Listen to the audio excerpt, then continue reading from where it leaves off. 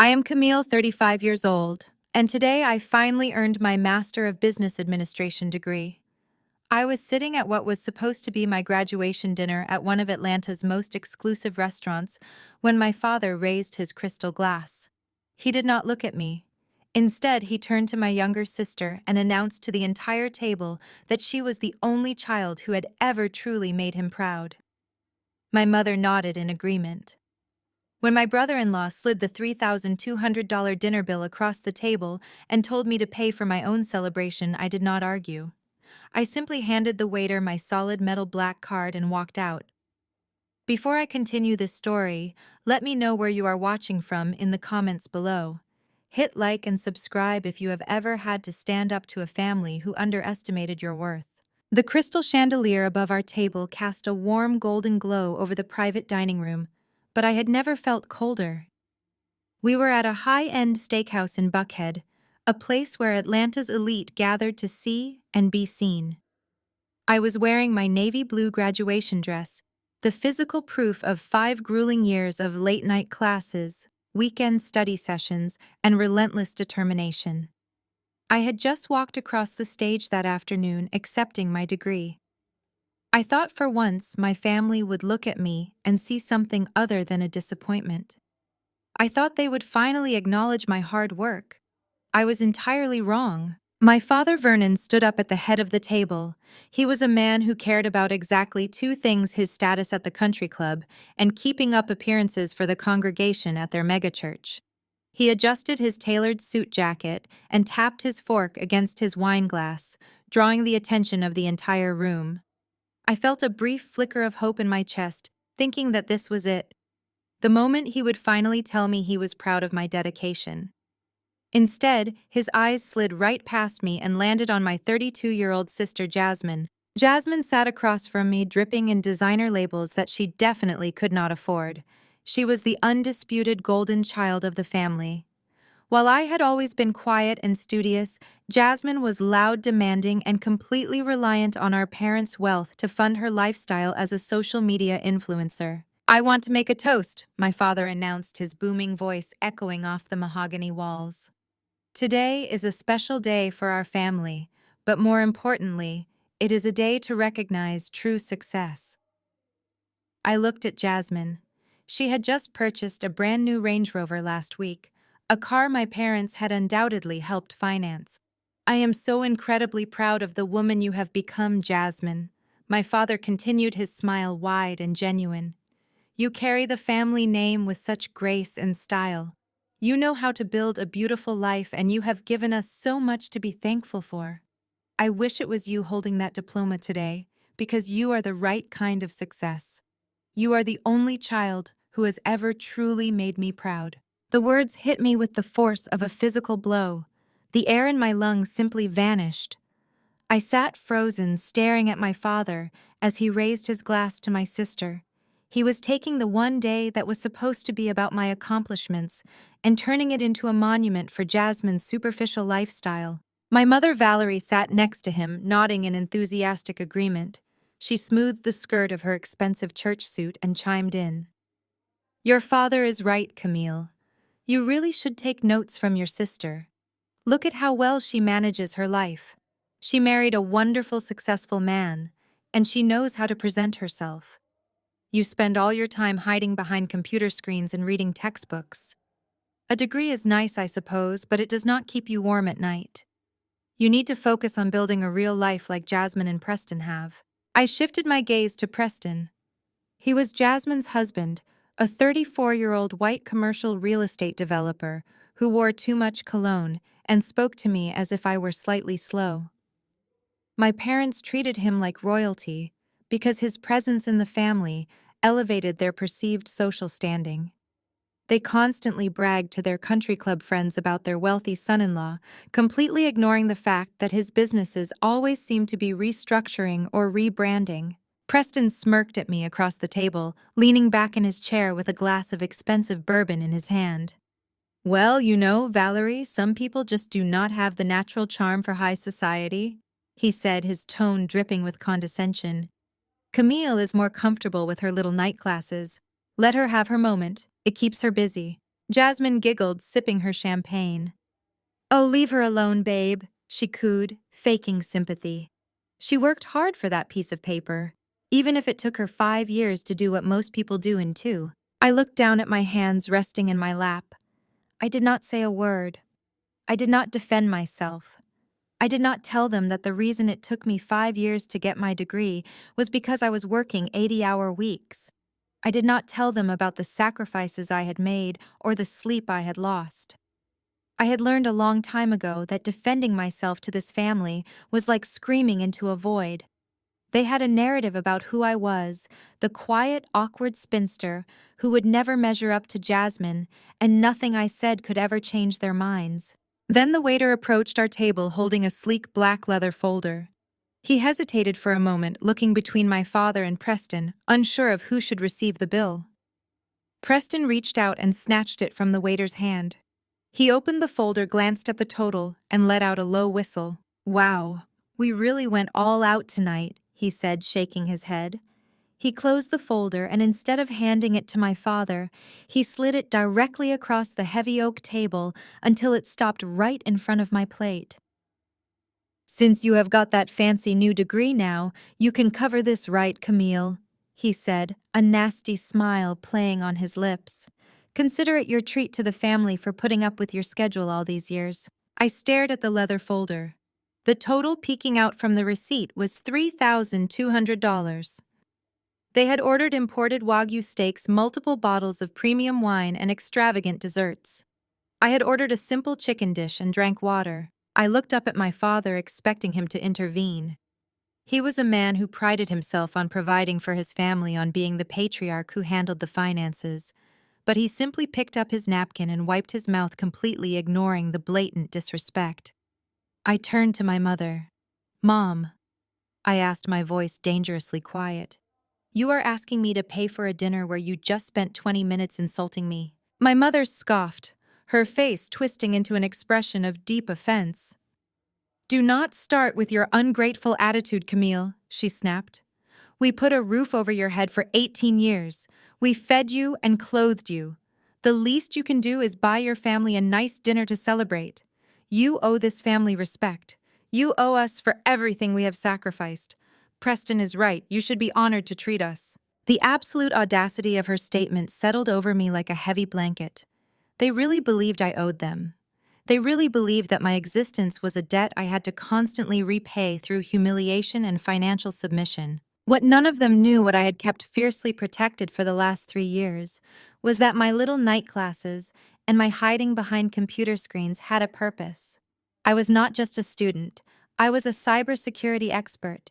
And more importantly, I was the founder and chief executive officer of a highly lucrative financial technology firm that handled data security for major banking institutions across the country. I had built an empire while they were busy picking out country club outfits. I did not argue. I did not raise my voice or throw a glass of wine or cause the scene they were so clearly hoping for. A scene they could use to prove how unstable and negative I was. Instead, I reached into my understated handbag. I bypassed the standard debit card connected to my modest personal checking account, the one they assumed held my meager life savings. My fingers found the cool, heavy metal of my corporate black card. It was a card with no limit, a card tied directly to an account that held more wealth than my father and Preston combined. I pulled it out and placed it calmly on top of the receipt. The heavy metal made a solid, satisfying clink against the polished wood of the table. I caught the waiter's eye as he hovered nervously near the wall. He hurried over, picking up the folder. "I will take care of this right away, Mom," he said, his eyes widening slightly as he felt the weight of the metal card. As the waiter walked away, Jasmine gasped loudly, but not at my gesture. She had pulled her phone out and was staring at a photo of a designer handbag. "Oh my God, Preston, look at this Birkin," she squealed, thrusting the phone into her husband's face. "It is vintage. You have to get this for me for my birthday." Preston leaned over, wrapping an arm around her chair. "Anything for my queen," he promised, kissing her cheek. My parents beamed at them, completely absorbed in the display of perfect marital bliss. My father started talking about a golf tournament coming up that weekend, and my mother immediately began planning what she would wear to the clubhouse. They had completely forgotten I was there. I had paid my entry fee. I had endured my assigned humiliation, and now I was invisible again. The waiter returned a moment later carrying the folder. He set it down beside me with quiet respect, handing me a pen. I signed the receipt, adding a very generous 30% tip. I slid my metal card back into my purse and stood up. My chair scraped slightly against the floor, but no one at the table looked my way. Jasmine was still talking about the handbag, and my mother was nodding along excitedly. I stood there for exactly 5 seconds, watching the people who were supposed to love and protect me. I felt the last remaining thread of familial obligations snap and dissolve into nothing. I turned around and walked out of the private dining room, leaving them laughing and drinking the wine I had just paid for.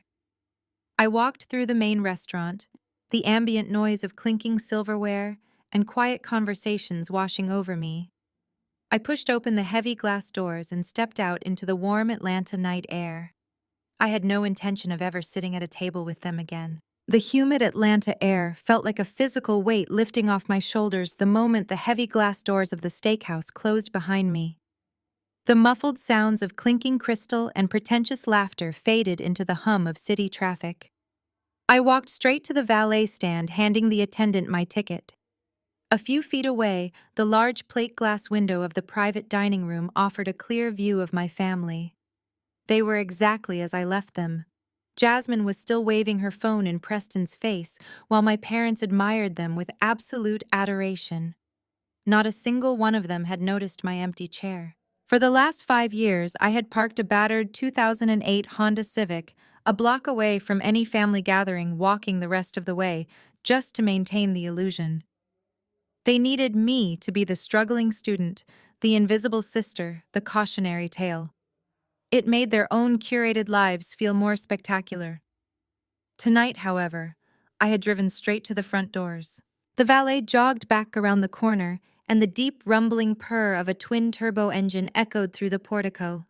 A custom midnight blue Porsche Panamera glided to a stop in front of me, its polished exterior reflecting the streetlights.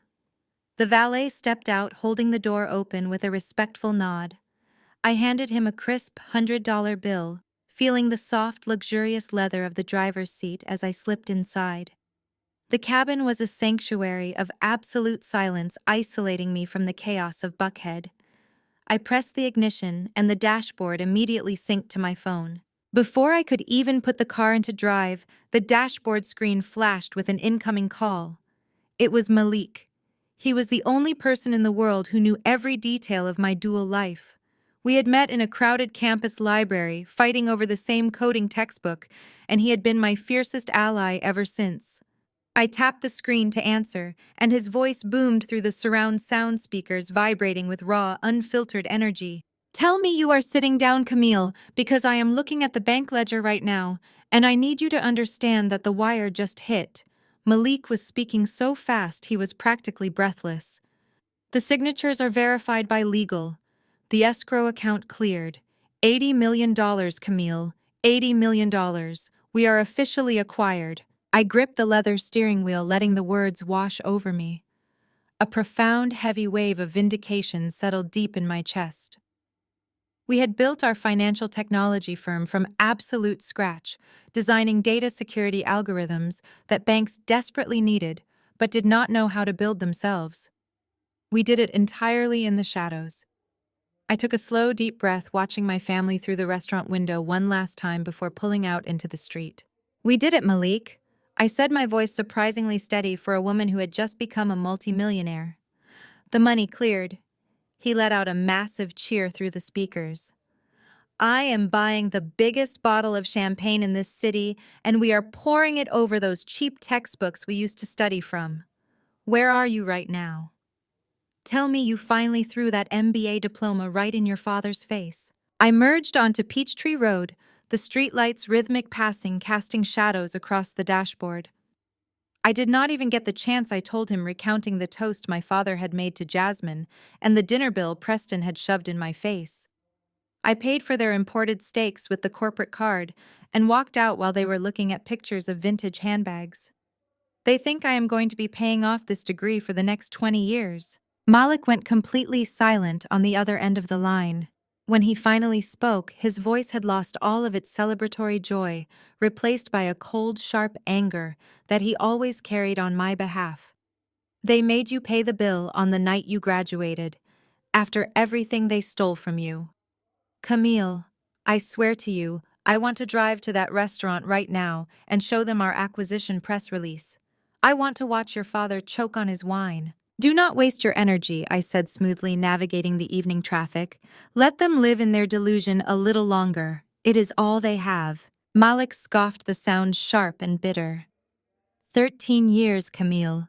It has been 13 years since Vernon and Valerie drained your college fund. I will never forget finding you sleeping in your car outside the campus library because you could not afford rent. $80,000 they took from you, money your grandmother left specifically for your education. And they handed every single cent of it to wedding planners in Santorini so Jasmine could have ice sculptures shaped like swans and a private yacht reception for her useless husband. Hearing him say the words out loud brought back the visceral memory of that freezing studio apartment. I remembered the bone-deep exhaustion of scrubbing floors at a local diner until midnight, working the overnight shift, taking customer service calls, and then tutoring arrogant undergrads at dawn, just to afford my community college tuition. I had clawed my way into a reputable business program fueled by nothing but spite and caffeine. Meanwhile, Jasmine was posting pictures from luxury resorts, completely oblivious to the fact that her perfect life was built on the ashes of my future. You survived 3 jobs and built an $80 million tech empire. Malik continued, his voice fierce with loyalty. Preston was handed a commercial real estate firm by his daddy, and he walks around Atlanta acting like he is the Wolf of Wall Street. It makes me sick. Which brings me to the second reason I called. Malik paused, and I could hear the rapid clicking of his mechanical keyboard in the background.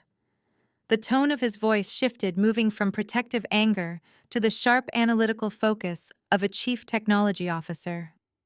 What did you find? I asked, my curiosity instantly piqued.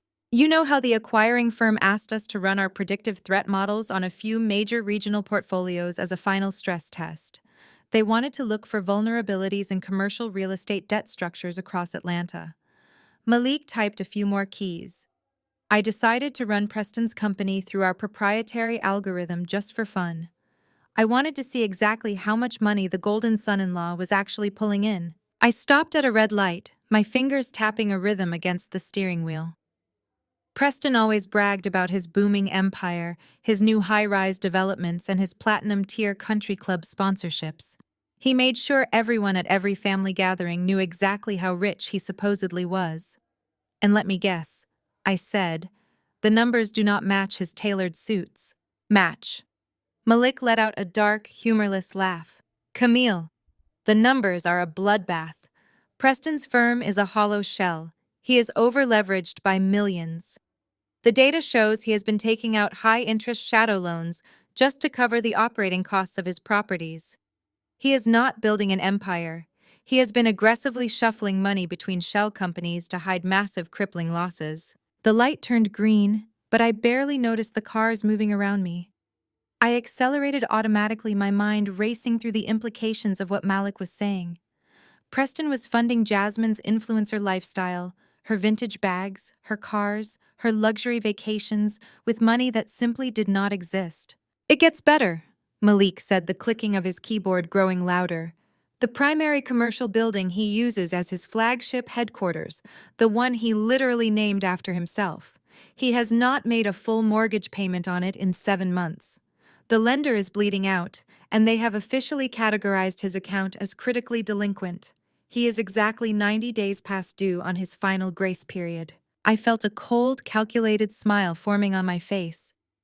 The absolute irony of the man who had just sneered at me and shoved a dinner bill in my face while he was secretly drowning in millions of dollars of debt was almost too perfect.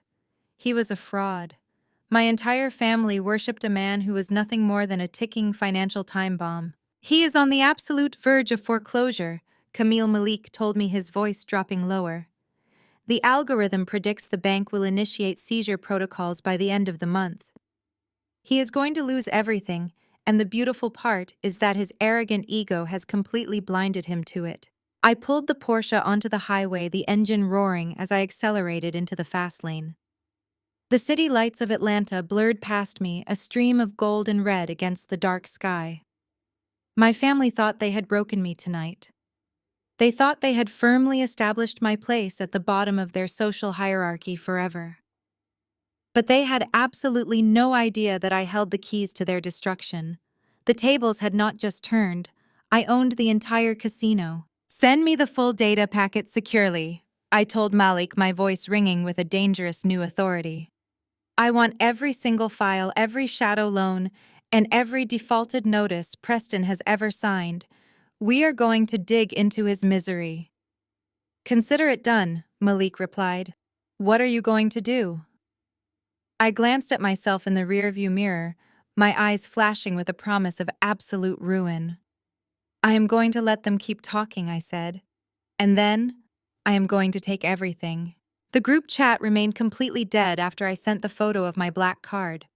Jasmine did not reply. My mother did not call to berate me. For 48 hours, my phone was a sanctuary of profound, uninterrupted silence. They were trapped in a burning building of their own making, choking on the smoke of their collapsing financial reality. But the black elite of Atlanta do not surrender easily. They pivot, they rebrand, they orchestrate. By Thursday evening, an elegantly worded email arrived in my inbox from Valerie. The subject line simply read, "Sunday Family Healing." The body of the email was a masterclass in aggressive maternal delusion. She wrote that the family was going through a minor transition, but that her primary concern was my mental well-being. She invited me to a traditional Sunday afternoon dinner at the Alpharetta estate, promising a safe space for us to reconnect and pray over my recent struggles. I knew Valerie too well. She did not heal. She manipulated. If she was hosting a formal dinner while her husband's investment accounts were frozen by the federal government and her son-in-law was facing a multi-million-dollar commercial eviction, it meant she had formulated a new strategy to force my compliance. She needed a scapegoat and she needed funding. I accepted the invitation. I needed to see exactly what kind of theater she had prepared. Sunday afternoon arrived with a heavy, suffocating humidity. I chose my wardrobe carefully, wearing a modest, high-necked black dress and sensible flats. I wanted to project an image of quiet, unremarkable stability. I ordered a standard rideshare, leaving my sports car in the secure underground garage of my penthouse. When the car pulled up to the sprawling wrought iron gates of my parents' estate, the desperation was palpable if you knew where to look. The landscaping crew clearly had not been paid. The usually pristine hedges were slightly overgrown. The grand marble fountain in the center of the circular driveway had been turned off to save electricity. Yet, as I walked through the heavy mahogany front doors, the illusion of immense wealth remained intact. The house smelled of expensive roasted lamb and fresh lilies. I made my way down the vaulted hallway and stepped into the formal dining room. I immediately understood the play. This was not a family dinner. This was a tribunal. Seated around the massive custom-built dining table were not just my parents, Jasmine and Preston. Arrayed alongside them were three of the most influential men in Atlanta's elite religious community, Pastor Miller, Elder Davis, and Deacon Hayes. These were the men who dictated social standing within my parents' megachurch. They were the moral arbiters of our community, men whose approval could open doors and whose condemnation could ruin reputations. Valerie had not called a family dinner. She had organized a religious intervention. As soon as I took my seat at the far end of the table, the performance began. Valerie did not wait for the appetizers to be served. She immediately reached for a monogrammed linen napkin and pressed it against her eyes, forcing a tragic, trembling sob from her chest. Pastor Miller, sitting to her right, placed a comforting, pastoral hand on her shoulder. "We are so incredibly glad you came, Camille," the pastor said, his voice dripping with condescending, practiced concern. "Your mother has been worried sick about you. We all have. We are here to wrap our arms around you in prayer." I folded my hands neatly in my lap, keeping my expression entirely blank. "I am perfectly fine, Pastor." "You are not fine, sweetheart," Valerie cried, her voice echoing dramatically against the crystal chandelier above us. You have completely lost touch with reality. We know you have been under immense pressure with those little night classes you take and the stress of your data entry job. It has broken your fragile mind. You are having a severe mental breakdown and it is tearing this family apart. I shifted my gaze to Preston. He was wearing a conservative gray suit, sitting next to a visibly tense Jasmine. He leaned forward, clasping his hands together on the table, wearing a mask of profound, heartbreaking, brotherly concern. The sheer sociopathy required to maintain that expression while facing a commercial foreclosure was almost impressive. "We just want to get you the professional and spiritual help you need," Camille Preston said, his voice soft, soothing, and utterly fake. "You have been sending erratic messages to Jasmine. You have been making wild, delusional claims about my real estate firm and Vernon's banking accounts. You are lashing out at the people who love you the most.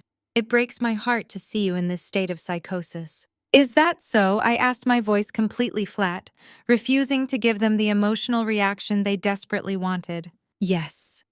Valerie sobbed even louder, gripping the edge of the table. "She is hoarding her modest little savings and refusing to contribute to the family during a minor temporary financial restructuring. She is inventing paranoid fantasies about evictions and frozen assets. She has completely detached from reality past her. She needs a spiritual intervention before she destroys herself and brings shame to this family." Pastor Miller looked at me with deep, judgmental pity. He opened his leather-bound Bible, resting it on the table. "Camille, the scripture is clear. Honoring your mother and father is a commandment, not a suggestion. Your family is experiencing a temporary cash flow transition, a completely normal occurrence in high-level business. Instead of stepping up as a dutiful Christian daughter, you are spreading malicious lies and abandoning your blood." The pastor paused, adjusting his glasses. "Preston is a pillar of our church. He is a successful, generous man who has donated tirelessly to our community. For you to attack his character because of your own mental instability is a grave sin. You are allowing the enemy to use your jealousy to sow discord." Elder Davis nodded in solemn agreement, leaning his heavy frame against the table. "Your father has provided for you your entire life. Vernon is a respected leader in our congregation. We understand that unmarried women your age can sometimes struggle with finding their purpose, leading to bitterness and isolation.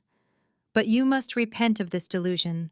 You must hand over whatever modest savings you have to assist your father and Preston through this brief hurdle. It is what God expects of you. It is the only way to heal your mind." I looked at Vernon. My father sat at the head of the table, his arms crossed tightly over his chest. He looked exhausted. The skin around his eyes was sagging heavily, weighed down by the terror of his hidden bankruptcy. But he remained silent. He allowed the church elders to do his dirty work. He was perfectly willing to let his own daughter be branded a lunatic if it meant saving his country club reputation and squeezing a few $1,000s out of me to delay his ruin. Jasmine glared at me from across the floral centerpiece. "You are just so bitter," she hissed, her voice dripping with venom. "You have always been jealous of my marriage. You are trying to sabotage Preston because you know you will never have a man like him. You are sick, Camille." I let the silence stretch. I let them bathe in their own self-righteousness. I looked at the pastor, the elders, my parents, and finally Preston. They expected me to scream. They expected me to cry, to defend myself, to argue against the accusations. They wanted me to prove their theory that I was hysterical and unhinged. Instead, I remained entirely motionless.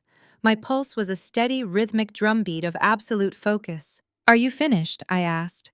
My voice was barely above a whisper, yet it cut through the dining room like a surgical blade, freezing the air in the room. Pastor Miller frowned, clearly taken aback by my complete lack of emotion. "Camille, we are speaking to you out of love and spiritual concern." "You are speaking to me out of profound ignorance," I replied smoothly. I reached down into my black leather tote bag resting by my feet. I bypassed my phone and my keys, my fingers closing around the thick, heavy manila envelope I had prepared that morning. I pulled it out and placed it gently in the exact center of the mahogany table, right between Pastor Miller and Preston. It landed with a dull, heavy thud. Preston's eyes locked onto the envelope. The color began to drain from his face in real time. He knew my firm had his data. He just did not know exactly what I had printed. Since we are discussing Preston's role as a pillar of the church, I said, my voice dripping with icy, calculated precision, and his unparalleled godly generosity. I thought the elders might appreciate a detailed forensic look at his philanthropic strategies. Valerie lowered her tissue, her manufactured tears instantly drying up. What is this nonsense, Camille? I ignored her, keeping my eyes fixed directly on the pastor. Inside that envelope are 72 pages of bank statements, encrypted wire transfers, and internal ledgers from Preston's commercial real estate firm, specifically the escrow accounts. Preston lunged forward slightly, his chair scraping violently against the hardwood floor. Do not touch that, he barked, his calm, concerned brother-in-law persona shattering into a million pieces. Sit down, Preston, I commanded, projecting a level of absolute authority that made even Vernon flinch in his seat. I turned back to the church elders who were staring at me in stunned silence. 3 months ago, your congregation raised $800,000 for the new community youth center and the affordable housing initiative. You entrusted those funds to Preston's firm to hold in escrow for the property acquisition. Pastor Miller looked confused, his pastoral mask slipping. Yes, Preston is handling the real estate transaction pro bono. He is a godly man. He is a thief, I stated simply, leaving no room for argument. If you open that envelope, you will see exactly where your charity funds went. On page 12, you will find a wire transfer of $250,000 pulled directly from the church escrow account to a shadow shell company named JP Elite Ventures. 2 days later, JP Elite Ventures purchased a diamond tennis bracelet and a customized imported sports car for Jasmine. On page 24, you will see another wire transfer of $100,000, which funded a private jet to the Maldives. The dining room descended into a suffocating absolute silence. That is a lie! Jasmine screamed, her voice cracking with pure, unadulterated panic. She jumped to her feet, pointing a trembling finger at me. She is making this up. She is crazy, Daddy. Tell them she is crazy. I did not raise my voice. I did not blink. The routing numbers match perfectly. The dates align. The digital signatures are verified. The financial forensics are flawless. Preston did not just embezzle from his corporate clients. He stole the church's charity fund to pay for his wife's influencer lifestyle. Elder Davis stared at the manila envelope as if it were a live grenade. Pastor Miller slowly reached his hand out, his fingers trembling visibly as he touched the metal clasp of the envelope. Pastor, do not look at that. Preston pleaded, his voice thin, reedy, and pathetic. Sweat was pouring down his face, soaking into his expensive collar. She forged those documents. She is having a psychotic breakdown. I swear to you on a Bible I am innocent. Then you have absolutely nothing to fear from what is inside, I said, rising smoothly from my chair. I picked up my bag and slung it over my shoulder. Vernon was staring at me, his mouth slightly open, the last remaining shreds of his patriarchal dominance dissolving into dust. He did not defend Preston. He knew I was telling the truth. He knew it because he had seen the same financial rot when he took his hush money. I looked down at the men who had just tried to gaslight me into submission. Read it carefully. I told the church elders, my tone echoing the absolute finality of a judge delivering a death sentence.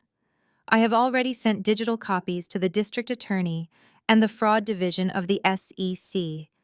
They will be contacting you by tomorrow morning to discuss the recovery of the church's stolen assets. I turned my back on the silent, horrified table and walked out of the formal dining room.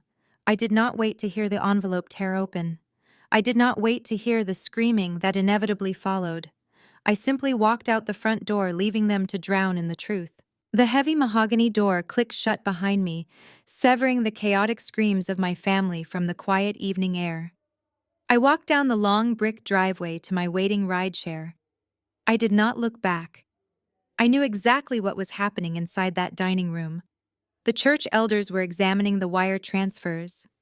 Pastor Miller was realizing his youth center fund was gone. My father was desperately trying to calculate how to distance himself from his golden son-in-law. But I also knew Preston. A cornered rat does not surrender. A cornered rat bites blindly. He had exactly 48 hours before my holding company seized his building, and now he had the district attorney and the SEC breathing down his neck. He needed a distraction. He needed to discredit the source of the leak to save himself from federal prison. By Monday morning, the atmosphere in my midtown penthouse office was electric. The hum of our server cooling systems matched the steady rhythm of my pulse. Malik was already at the conference table when I arrived, projecting the regional banking algorithms onto the glass wall monitor. The digital fortress we had built was operating flawlessly. Preston's accounts remained entirely frozen. The eviction clock was ticking down to its final 24 hours, a digital guillotine hanging directly over his head. "They are spinning a narrative," Malik said, handing me a tablet as I poured my coffee. "Your sister is working overtime on social media to control the damage." I glanced at the screen. Jasmine had posted a carefully curated photo of herself looking mournfully out a window, clutching a mug of herbal tea. The caption was a masterpiece of passive-aggressive martyrdom. Sometimes the people you love the most are the ones harboring the darkest demons. I am praying for those who seek to destroy others out of pure jealousy. God removes toxic people from your life to protect your peace. Karma never misses an address. She tagged 3 different luxury wellness brands in the post, attempting to monetize her manufactured trauma. She knew the country club wives were already whispering about the foreclosure notices taped to my parents' door. The rumors were spreading through the elite suburban enclaves like wildfire. She was trying to paint me as a jealous, deranged sister before the church elders made a public statement regarding the missing charity funds. It was a pathetic, transparent attempt to control the social damage. Right on cue, my desk phone lit up with a notification from my personal voicemail. It was Valerie. I pressed play, letting her voice fill the pristine office. Camille Valerie began, her tone a chilling mixture of synthetic pity and absolute triumph. "We are deeply disturbed by your psychotic episode yesterday. Pastor Miller is praying for your soul, but we must deal with the reality of your actions. Preston has consulted with his top legal team. He understands now that your little data entry job gave you access to illegal hacking software. He knows you breached his secure servers to manufacture those fake documents you showed the church elders. Preston is a gracious, forgiving man, but he has to protect his business, his employees, and his family name. He is contacting your employer's Human Resources Department this morning to report your cyber terrorism. You are going to be fired, Camille. You will likely face federal hacking charges by the end of the week. We will not bail you out of this. You brought this absolute ruin upon yourself because you could not stand to see your sister happy. I hope losing your job is the wake-up call you need to repent." The voicemail clicked off. I leaned back in my chair and let out a slow, genuine laugh. The sound bounced off the glass walls of my office. It was a beautiful, spectacular miscalculation. For years, I had maintained a perfectly unremarkable cover story to protect my wealth from my family's relentless parasitic greed. I told them I did mid-level data entry for a boring mid-sized supply chain management firm called Apex Logistics. They never bothered to ask questions. They never asked about my day, my promotions, or my projects because the title sounded sufficiently mediocre to them. It fit their narrative of my inferiority perfectly. If they had bothered to run a simple corporate registry search, if they had spent 30 seconds looking into my life, they would have discovered that Apex Logistics was merely a tiny wholly owned subsidiary of Aegis Data Security, my company. Preston thought he was calling a faceless bureaucratic corporate entity to report a rogue entry-level employee. He thought he could use his polished, arrogant country club voice to intimidate a mid-level manager into firing me to save his own skin. He thought he was launching a preemptive strike that would render me unemployed and unemployable. My personal cell phone buzzed. An incoming call from an unknown number. I answered it, placing it on speakerphone next to Malik. "Hello, Camille." Preston's voice was sharp, arrogant, and dripping with malicious glee. "I just thought I should do the brotherly thing and give you a heads up." "A heads up about what?" Preston I asked, maintaining a tone of mild confusion. "I just got off the phone with the Human Resources Director at Apex Logistics." He boasted, the satisfaction radiating through the line. "I informed them about your little hacking stunt.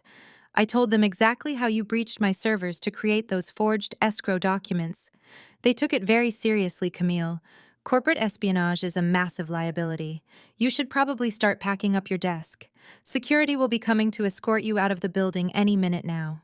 I looked over at Malik. He was covering his mouth with his hand, his shoulders shaking with silent laughter. You called my HR department? I asked, injecting a slight tremor into my voice. Preston, you cannot do that. I need this job. You should have thought about that before you tried to ruin me. Preston sneered, his true vicious nature completely unmasked.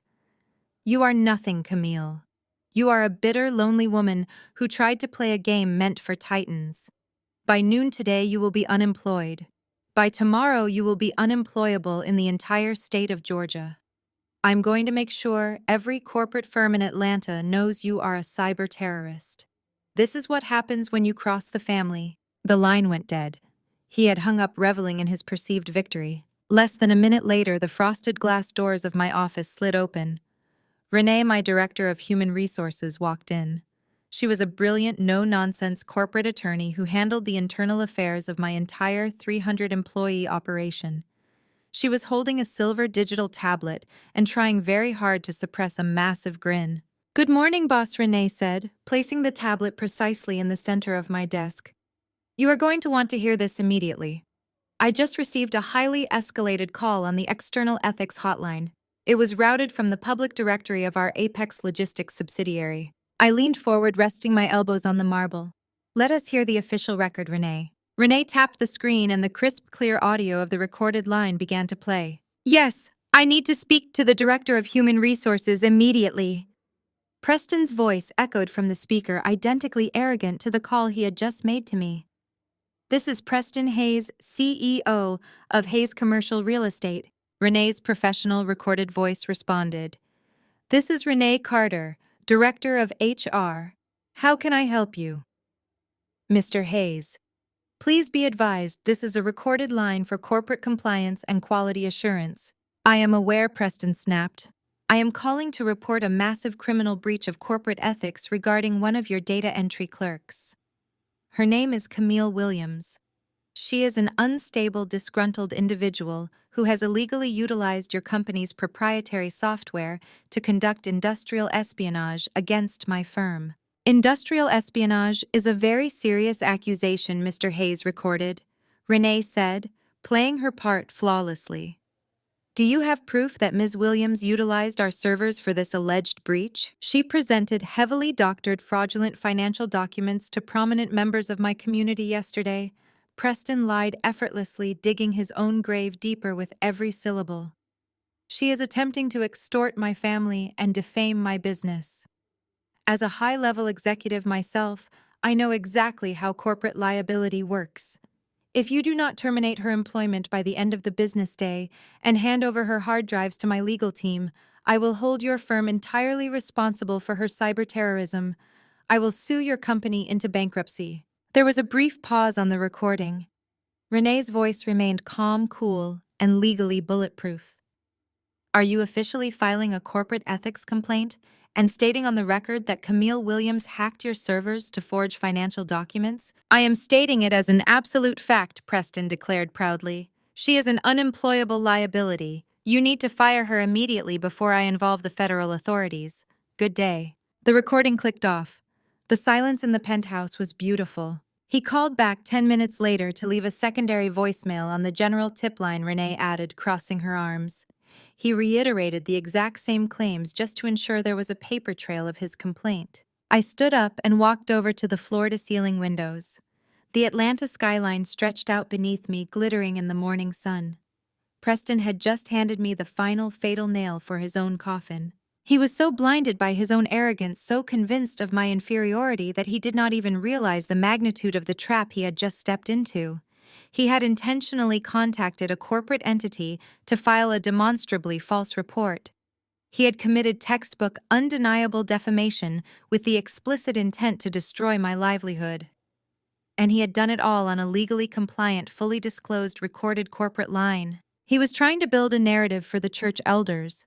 If he could prove he got me fired for hacking, He could claim the embezzlement documents I provided were manufactured by a deranged, vindictive ex-employee. It was his only desperate play to invalidate the evidence before the district attorney seized his ledgers. "Renee," I said, turning back to my desk, my voice carrying absolute authority. "Package that audio file. Send the certified transcript to our external litigation counsel. I want a civil suit for malicious defamation and tortious interference drafted and filed before noon." "Done," Renee said, a fierce, satisfied gleam in her eye. "And Malik," I added, walking over to the digital server interface. "Forward that audio recording directly to the district attorney's office and copy the SEC fraud division. Let them add filing a false corporate report and witness tampering to his rapidly growing list of federal offenses." Preston thought I was nothing without the family name. He thought my quiet compliance was a sign of weakness.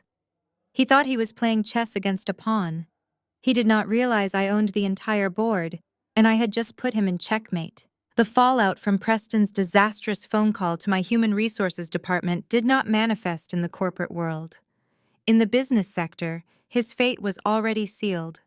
Our litigation team had successfully filed the malicious defamation suit before he even had time to take his lunch break, and the district attorney had officially opened a preliminary inquiry into the church escrow accounts.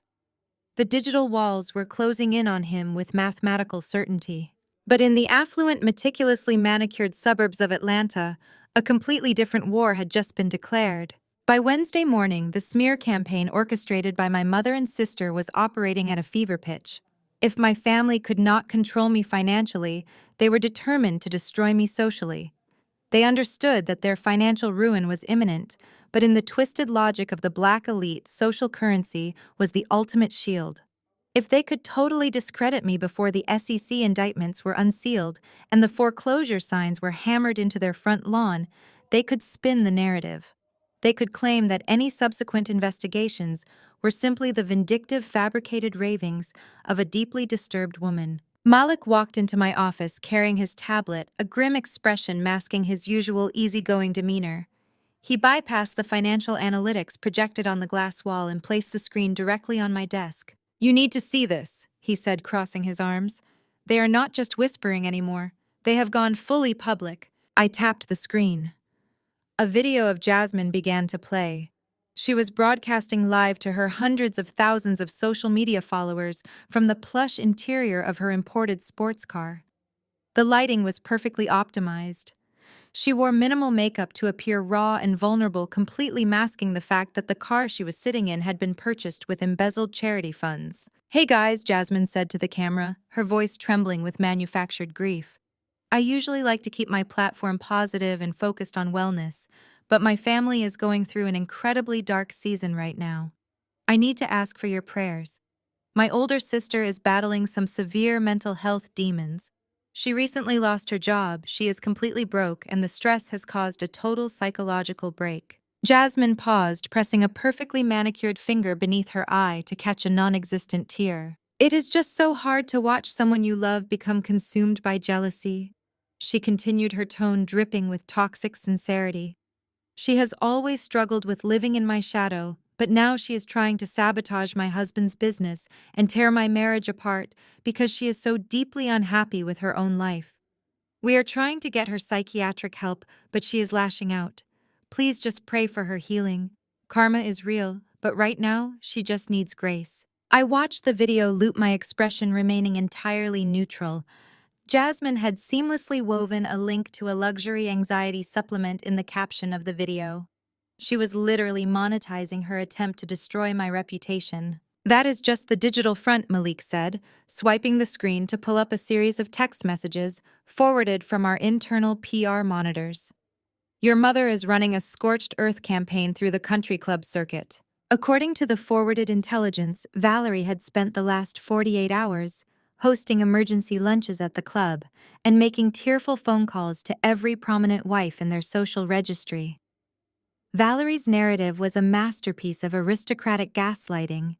She was telling anyone who would listen that I had been fired from my menial data entry job for incompetence and petty theft. She spun a tragic tale of how she and Vernon had tried to financially support my pathetic lifestyle, But my bitter obsession with Preston and Jasmine had finally driven me to insanity. She is preemptively poisoning the well, Malik noted, leaning against the edge of my desk. When the news of Preston's commercial eviction breaks tomorrow, your mother has already planted the seed that you are the disgruntled, unhinged source of the rumors. She is framing their impending bankruptcy as a tragic byproduct of your cyber-terrorism. I picked up my coffee cup, taking a slow sip. It is actually quite brilliant in its desperation, I replied. They are trapped in a burning building, and instead of looking for an exit, they are trying to convince the neighbors that I am the one holding the matches. Before Malik could respond, the private line on my desk console chimed. The caller identification displayed Aunt Denise. I pressed the speakerphone button immediately. Denise, I said, I assume you have seen Jasmine's latest cinematic performance. I have seen it, and I am sick to my stomach, Denise said, her voice tight with genuine anger. But that is not why I am calling Camille. You need to know what Valerie is planning for Saturday night. They are taking this to the absolute extreme. I sat forward, setting my coffee cup down. Tell me. They are going to publicly crucify you at the Founders Gala, Denise stated flatly. The Founders Gala was not just another charity dinner. It was the undisputed crown jewel of Atlanta's high society calendar. Hosted in the grand ballroom of the historic Biltmore Hotel, it was the one night a year where the old money patriarchs, the megachurch elite, and the city's political power brokers gathered under one roof. Tickets were virtually impossible to secure unless you possessed the right pedigree or an astronomical bank account. Vernon and Valerie had occupied the same premium table near the stage for the last 15 years. It was the source of their most potent social power. Valerie had an emergency meeting with the Gala organizing committee this morning. Denise continued, the disgust evident in every syllable. She convinced them to carve out a special 5-minute segment during the keynote address. She pitched it as a beautiful, vulnerable testimony about family resilience and the power of faith during mental health crises. A cold, absolute clarity washed over me. I know exactly what she is going to do. Yes, you do, Denise confirmed. She is going to take the microphone in front of 500 of the most powerful people in the state. She is going to call you out by name. She is going to weep about your tragic descent into poverty and madness. She is going to ask the entire ballroom to bow their heads and pray for your broken, jealous, destitute soul. It was the ultimate, inescapable weaponization of their social standing.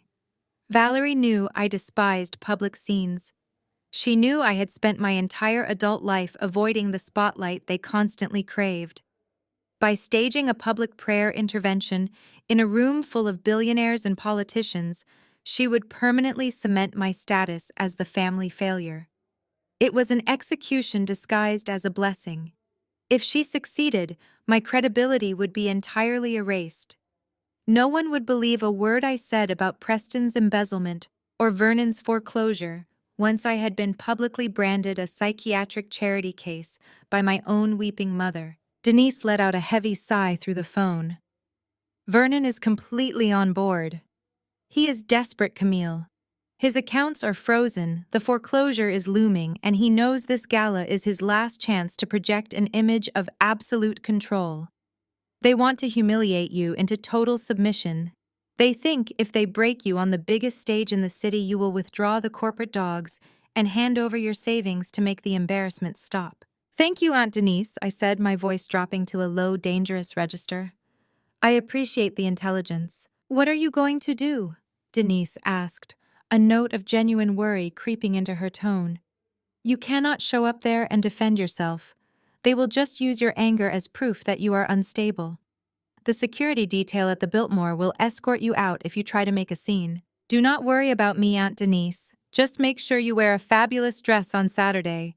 You are going to want to look your best for the cameras. I disconnected the call. The penthouse office was completely silent save for the low hum of the servers. Malik was staring at me, waiting for the directive. He knew the look in my eyes. The time for operating from the shadows had officially expired. They want to talk about who I am in front of the entire city, I said, pushing my chair back and standing up. They want a public spectacle.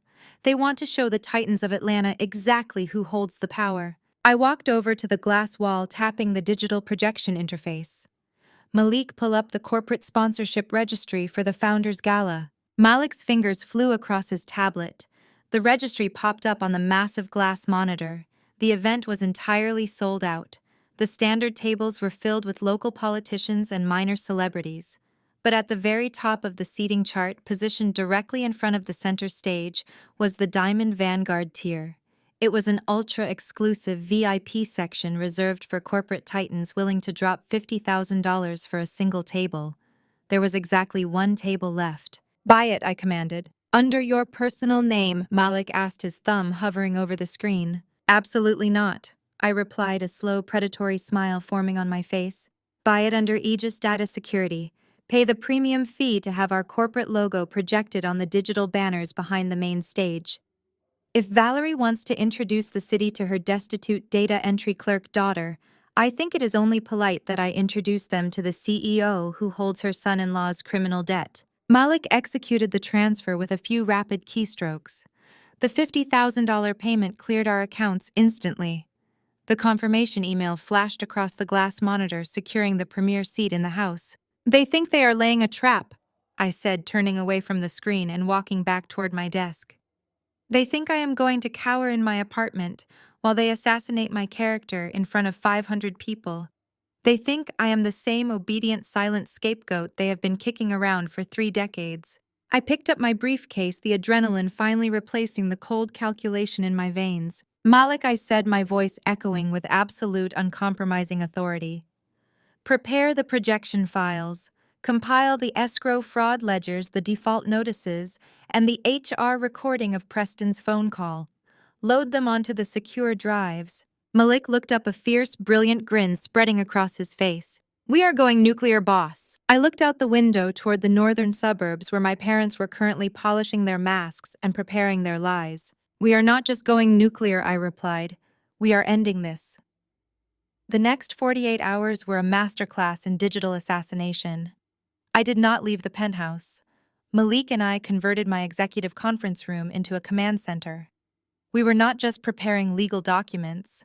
We were producing a high-definition documentary of my family's financial sins. We organized the files with the clinical precision of a corporate audit.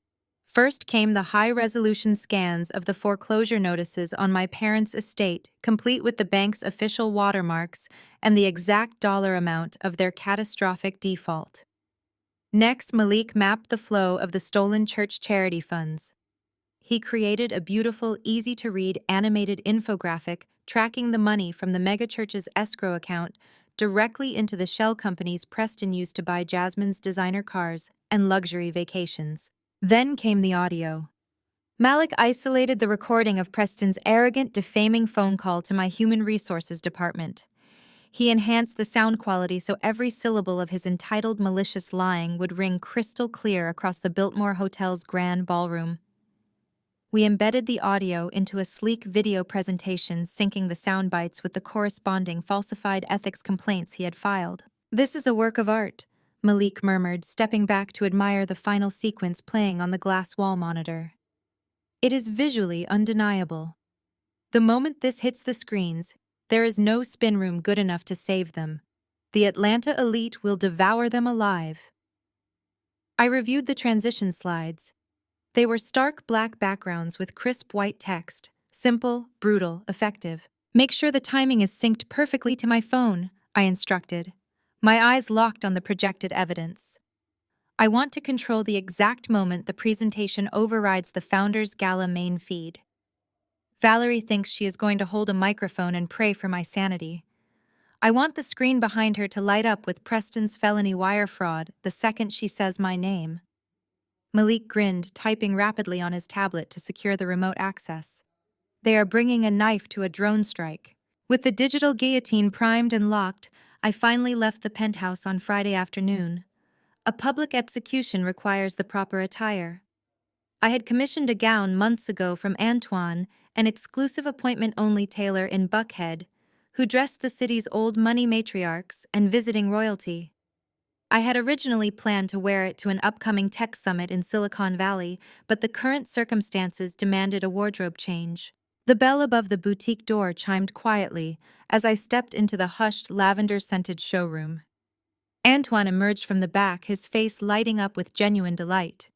He ushered me into the private fitting suite, pulling back a heavy velvet curtain to reveal the dress. It was a masterpiece, a floor-length silhouette of midnight blue silk that fit like a second skin, featuring a striking architectural neckline and an open back. It was not a dress designed to blend in. It was armor crafted for a conqueror. It projected absolute, unshakable power. "It is flawless, Antoine," I said, running my hand over the immaculate stitching. "Box it up." As Antoine moved to the register to process my payment and package the gown, the serene atmosphere of the boutique was violently shattered. The heavy glass front door swung open, and the sharp, frantic clicking of designer heels echoed across the marble floor. It was Jasmine. She looked completely unhinged. Her usually flawless hair was slightly frizzy from the Georgia humidity, and her eyes were darting around the boutique with the frantic energy of a cornered animal. She marched straight up to the front counter, completely ignoring my presence in the peripheral seating area. "I need the Emerald Vera Wang," Jasmine demanded, slapping a platinum credit card onto the glass counter. "And I need it altered by tomorrow afternoon." I am sitting at the head table at the Founders Gala, and my original dress was ruined by the dry cleaner. Antoine blinked his professional composure, briefly faltering at her aggressive tone. "Madame, I am afraid our alterations require a minimum of 3 days. Furthermore, that particular gown is $24,000. I must run the payment before we even discuss rushing the tailoring." "Just run the card," Jasmine snapped, her voice pitching into a shrill, entitled whine. "Do you know who my husband is? Do you know who my parents are? Run the card and pin the dress." Antoine sighed, picking up the platinum card and swiping it through the terminal. The machine beeped a sharp, unpleasant sound. "Declined," Antoine stated quietly. Jasmine's face flushed a deep, mottled red. "That is impossible. Your machine is broken. Run it again." Antoine swiped the card a second time. The same sharp beep echoed through the showroom. "I am sorry, madam. The issuing bank has placed a hard freeze on the account. I cannot process this transaction." Jasmine dug frantically into her designer purse, pulling out a second card. "Fine, use this one. It is my husband's corporate account." Antoine processed the corporate card. Beep, declined. The reality of Preston's frozen assets was finally crashing down on her in the middle of a luxury boutique. Jasmine stared at the terminal as if it had physically struck her. She was hyperventilating, her perfectly manicured hands trembling against the glass counter. She was so desperate to maintain the illusion of wealth for tomorrow's gala that she was trying to force transactions on accounts the federal government had already locked down. "Is there a problem, Jasmine?" I asked, stepping out from the shadow of the fitting suite. Jasmine whipped around, her eyes wide with shock. When she saw me standing there looking perfectly calm and collected in my tailored day suit, her panic instantly transformed into vicious defensive rage. "What are you doing here, Camille?" she spat, looking me up and down with absolute disgust. "This is an exclusive boutique. You cannot afford a single button in this store on a data entry salary. Are you following me?" I walked slowly toward the register, pulling my solid metal corporate black card from my wallet. "I am picking up my gown for tomorrow night." Jasmine let out a harsh, mocking laugh, though it sounded thin and desperate. "Tomorrow night you think you are going to the Founders Gala? You are completely delusional. Mom is right. You have lost your mind. They do not let charity cases into the Biltmore. You do not belong there, Camille. You are a joke. You are just going to embarrass yourself trying to sneak into a room full of people who actually matter." I did not react to her venom. I did not justify my presence or explain that I possessed a VIP table. I simply handed my metal card to Antoine. "For my custom gown, Antoine," I said, keeping my gaze fixed on my sister. "And please add a 20% gratuity for the excellent service today." Antoine processed the heavy card. The terminal chirped a pleasant, confirming tone. A crisp receipt printed immediately. "Approved, Ms. Williams," Antoine said, handing me the receipt and a massive, elegant garment bag. "It is always a pleasure." Jasmine stared at the receipt, then at my card, her brain completely short-circuiting. She looked at her own stack of declined plastic resting uselessly on the counter. The math was not making sense to her carefully conditioned worldview. She had spent her entire life believing I was financially beneath her, and now she was watching me effortlessly purchase a custom gown while she stood stranded and broke. How Jasmine stammered, her voice dropping to a confused, terrified whisper. How did that go through? I picked up my garment bag, holding it easily over my shoulder. I stepped closer, invading her personal space until she was forced to look directly into my eyes. You should really check the balances on those cards before you try to buy a dress, Jasmine. I said, my voice smooth and perfectly even. It is incredibly embarrassing to hold up the line. Enjoy the gala tomorrow. Make sure you smile for the cameras. I turned and walked out of the boutique, leaving her standing frozen at the register, staring blankly at the declined terminal. The bell chimed pleasantly as the door closed behind me. The late afternoon sun was warm against my skin as I stepped onto the sidewalk. I walked toward my waiting car, feeling the satisfying weight of the garment bag against my shoulder. Before I even reached the door handle, my phone vibrated in my pocket. It was a priority alert from Malik. I swiped to answer, placing the phone to my ear. The digital payload is locked and loaded onto the Biltmore's audiovisual servers, Malik announced, his voice crackling with pure adrenaline. We have total backdoor access to the main ballroom screens. Excellent, I replied, opening the car door and carefully placing my dress in the back seat. And Camille, Malik added, his tone shifting from technical excitement to deadly seriousness. I just got off a secure line with our external counsel. The district attorney expedited the review of the documents we forwarded yesterday. I paused, resting my hand on the edge of the open car door, and the police have reviewed the embezzlement files, Malik said, the profound weight of his words hanging in the air. They authenticated the wire transfers from the church escrow accounts and cross-referenced the fraudulent corporate ethics complaint. They are standing by for your signal. The historic Biltmore Hotel was a beacon of old-world opulence against the humid Atlanta night sky. Floodlights illuminated its towering brick facade, and a fleet of luxury vehicles crawled along the circular driveway. Tonight was the Founders' Gala, the undisputed apex of the city's social calendar. It was the night where fortunes were quietly leveraged, political alliances were cemented over crystal flutes of champagne, and reputations were either minted or destroyed. I did not order a rideshare this time. I drove myself. The low guttural roar of my slate-black Porsche 911 Turbo S echoed off the marble portico as I pulled directly into the VIP valet lane, bypassing a line of idling sedans and town cars. The chief valet, a man accustomed to seeing wealth, immediately jogged over and opened my door with practiced deference. I stepped out into the warm evening air, handing him the heavy key fob. Keep it parked up front, I told him, slipping a crisp $100 bill into his palm. I will not be staying for the entire evening. He nodded respectfully, his eyes briefly sweeping over my attire before he hurried to position the car perfectly near the entrance. I took a slow, deep breath, letting the evening air fill my lungs. The midnight blue silk of the custom Antoine gown draped flawlessly over my silhouette, moving like liquid shadows as I walked. It was a masterpiece of architectural tailoring, featuring a high-structured neckline that projected absolute authority and a sweeping open back that demanded attention. I wore no necklace, only a pair of flawless 2-carat diamond stud earrings that caught the ambient light with blinding clarity. My hair was swept into a severe, elegant updo. I did not look like a struggling data entry clerk. I looked like the apex predator of the corporate food chain. I climbed the wide marble steps toward the grand entrance. The heavy brass doors were propped open, spilling the sounds of a classical string quartet and the low buzzing hum of hundreds of overlapping conversations out into the night. Inside the cavernous gilded foyer, the elite of Atlanta were already heavily engaged in the business of seeing and being seen. Women draped in couture and men in bespoke tuxedos clustered around tall cocktail tables. And right in the center of the room, positioned perfectly beneath the largest crystal chandelier to ensure maximum visibility, was my family. They were holding court.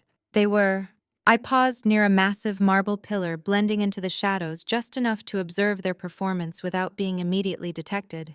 It was a masterclass in social manipulation. Valerie was wearing a heavily beaded gold gown that screamed for attention. She stood with one hand delicately pressed against her chest, clutching a champagne flute with the other, speaking to a circle of prominent city council members and their wives. Her face was arranged in an expression of profound, courageous sorrow. "It has simply been the hardest season of our lives," Valerie sighed, her voice carrying the perfect pitch of a weeping martyr. "Vernon and I have tried everything. We paid for her education, we gave her a strong moral foundation, but you simply cannot force someone to accept help when their mind is clouded by darkness. The doctors call it a severe manic episode. She lost her little job last week and it completely broke her reality." One of the councilman's wives reached out and patted Valerie's arm sympathetically. "You are so strong, Valerie. To maintain your faith while your oldest daughter is going through a psychiatric crisis is truly inspiring." Beside my mother, Vernon stood stiffly, nodding in solemn agreement. He was wearing a sharp tuxedo, but the tailoring could not hide the sudden profound aging in his face. The skin around his jaw was tight and gray. He was nervously swirling the ice in his bourbon glass, his eyes constantly darting toward the ballroom doors. He knew the foreclosure notices were sitting on his kitchen counter. He knew the regional bank had frozen his liquid assets. He was standing in a room full of millionaires, acutely aware that he was entirely destitute, playing the role of the tragic, supportive patriarch to buy himself a few more days of social grace. A few feet away, Preston and Jasmine were working a different angle. Preston was holding court with a group of commercial real estate developers. He was laughing too loudly, his face flushed, and his brow gleaming with a noticeable sheen of sweat. He was desperately trying to project the image of a titan, completely unaware that the district attorney was currently reviewing the wire fraud documents I had provided. Jasmine stood next to him, wearing an off-the-rack black dress that I immediately recognized from a mid-tier department store. Without access to her platinum credit cards, she had been forced to settle for mediocrity. She looked furious, her eyes scanning the room with bitter jealousy as she took in the couture gowns of the women around her. They were all playing their parts flawlessly. They had built a beautiful, tragic narrative to isolate me, to humiliate me, and to discredit the truth I was about to unleash. I stepped out from behind the marble pillar and walked directly into the light of the grand foyer. I did not rush. I walked with the slow, measured, predatory grace of a woman who owned the ground beneath her feet. The heavy silk of my gown whispered against the marble floor. The reaction was instantaneous. It started with a single gasp from a woman standing near the entryway. Then the conversation in her immediate circle died abruptly. The silence began to ripple outward, spreading across the crowded foyer like a drop of ink in a glass of water. Heads turned. Glasses paused halfway to mouths. The low hum of networking vanished, replaced by the distinct sharp sound of hundreds of people suddenly holding their breath. They recognized the face from Valerie's tragic stories of poverty and madness, but their eyes could not reconcile that narrative with the reality standing before them. The gown I wore cost more than the cars most of them drove. The diamonds in my ears caught the chandelier light flashing with undeniable blinding wealth. I radiated a quiet, terrifying power that made the crowd instinctively part, creating a wide, clear path for me to walk through. Vernon saw me first. He was raising his bourbon glass to take a sip when his eyes locked onto mine. The glass stopped inches from his mouth. His jaw physically dropped, his mouth hanging open in slack-jawed, absolute shock. He looked past me, catching a glimpse of the valet out front through the open brass doors. He saw the valet standing respectfully next to the $250,000 Porsche I had just exited. The remaining blood drained entirely from Vernon's face, leaving him looking like a ghost in a tuxedo. He realized in a fraction of a second that the daughter he thought was a broke data entry clerk was operating on a financial level he could only dream of. Preston turned his head following Vernon's paralyzed gaze. When Preston saw me, the fake booming laugh died in his throat. He literally stumbled backward, bumping into a cocktail table and rattling the glassware. The panic in his eyes was visceral, wild, and consuming. Jasmine gasped, her hand flying to her mouth. She stared at my custom Antoine gown, her eyes dropping down to the cheap fabric of her own dress. The sheer, devastating humiliation of the contrast hit her so hard she physically swayed on her heels. But Valerie was a different breed of predator. Valerie did not freeze. She attacked. When she saw me gliding across the marble floor, completely shattering her carefully constructed narrative of my mental breakdown, her face contorted into a mask of absolute vicious panic. She excused herself from the city councilman and practically sprinted across the foyer to intercept me before I could reach the velvet ropes separating the reception area from the main ballroom. She stepped directly into my path, forcing me to stop. She plastered a wide, terrifyingly fake smile on her face for the benefit of the watching crowd, but her eyes were completely dead. She reached out and gripped my upper arm with a bruising, desperate force. "What the hell are you doing here?" she hissed, her voice a venomous, barely audible whisper that only I could hear. Her perfectly manicured nails dug into my skin. "How did you get in here?" I looked down at her hand gripping my arm, then brought my eyes up to meet hers. I did not pull away. I did not flinch. I let my face remain a mask of cold, untouchable stone. "Let go of my arm, Valerie." I commanded, my voice perfectly level, but carrying an undercurrent of absolute menace. She squeezed tighter, her fake smile trembling as she leaned in closer. "You are leaving right now," she whispered frantically. "You do not belong here, Camille. You are an unhinged embarrassment. Did you rent that dress to try and ruin my night? Did you max out a credit card just to make a scene? I swear to God, if you do not turn around and walk out those doors right now, I will have the hotel security drag you out in handcuffs for trespassing." I held her gaze, feeling the frantic, vibrating terror radiating from her grip.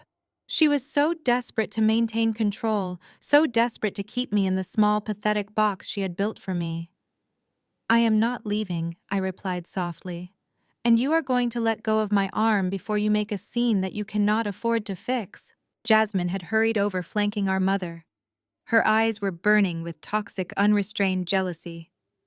"You look ridiculous, Camille," Jasmine sneered, trying to keep her voice low.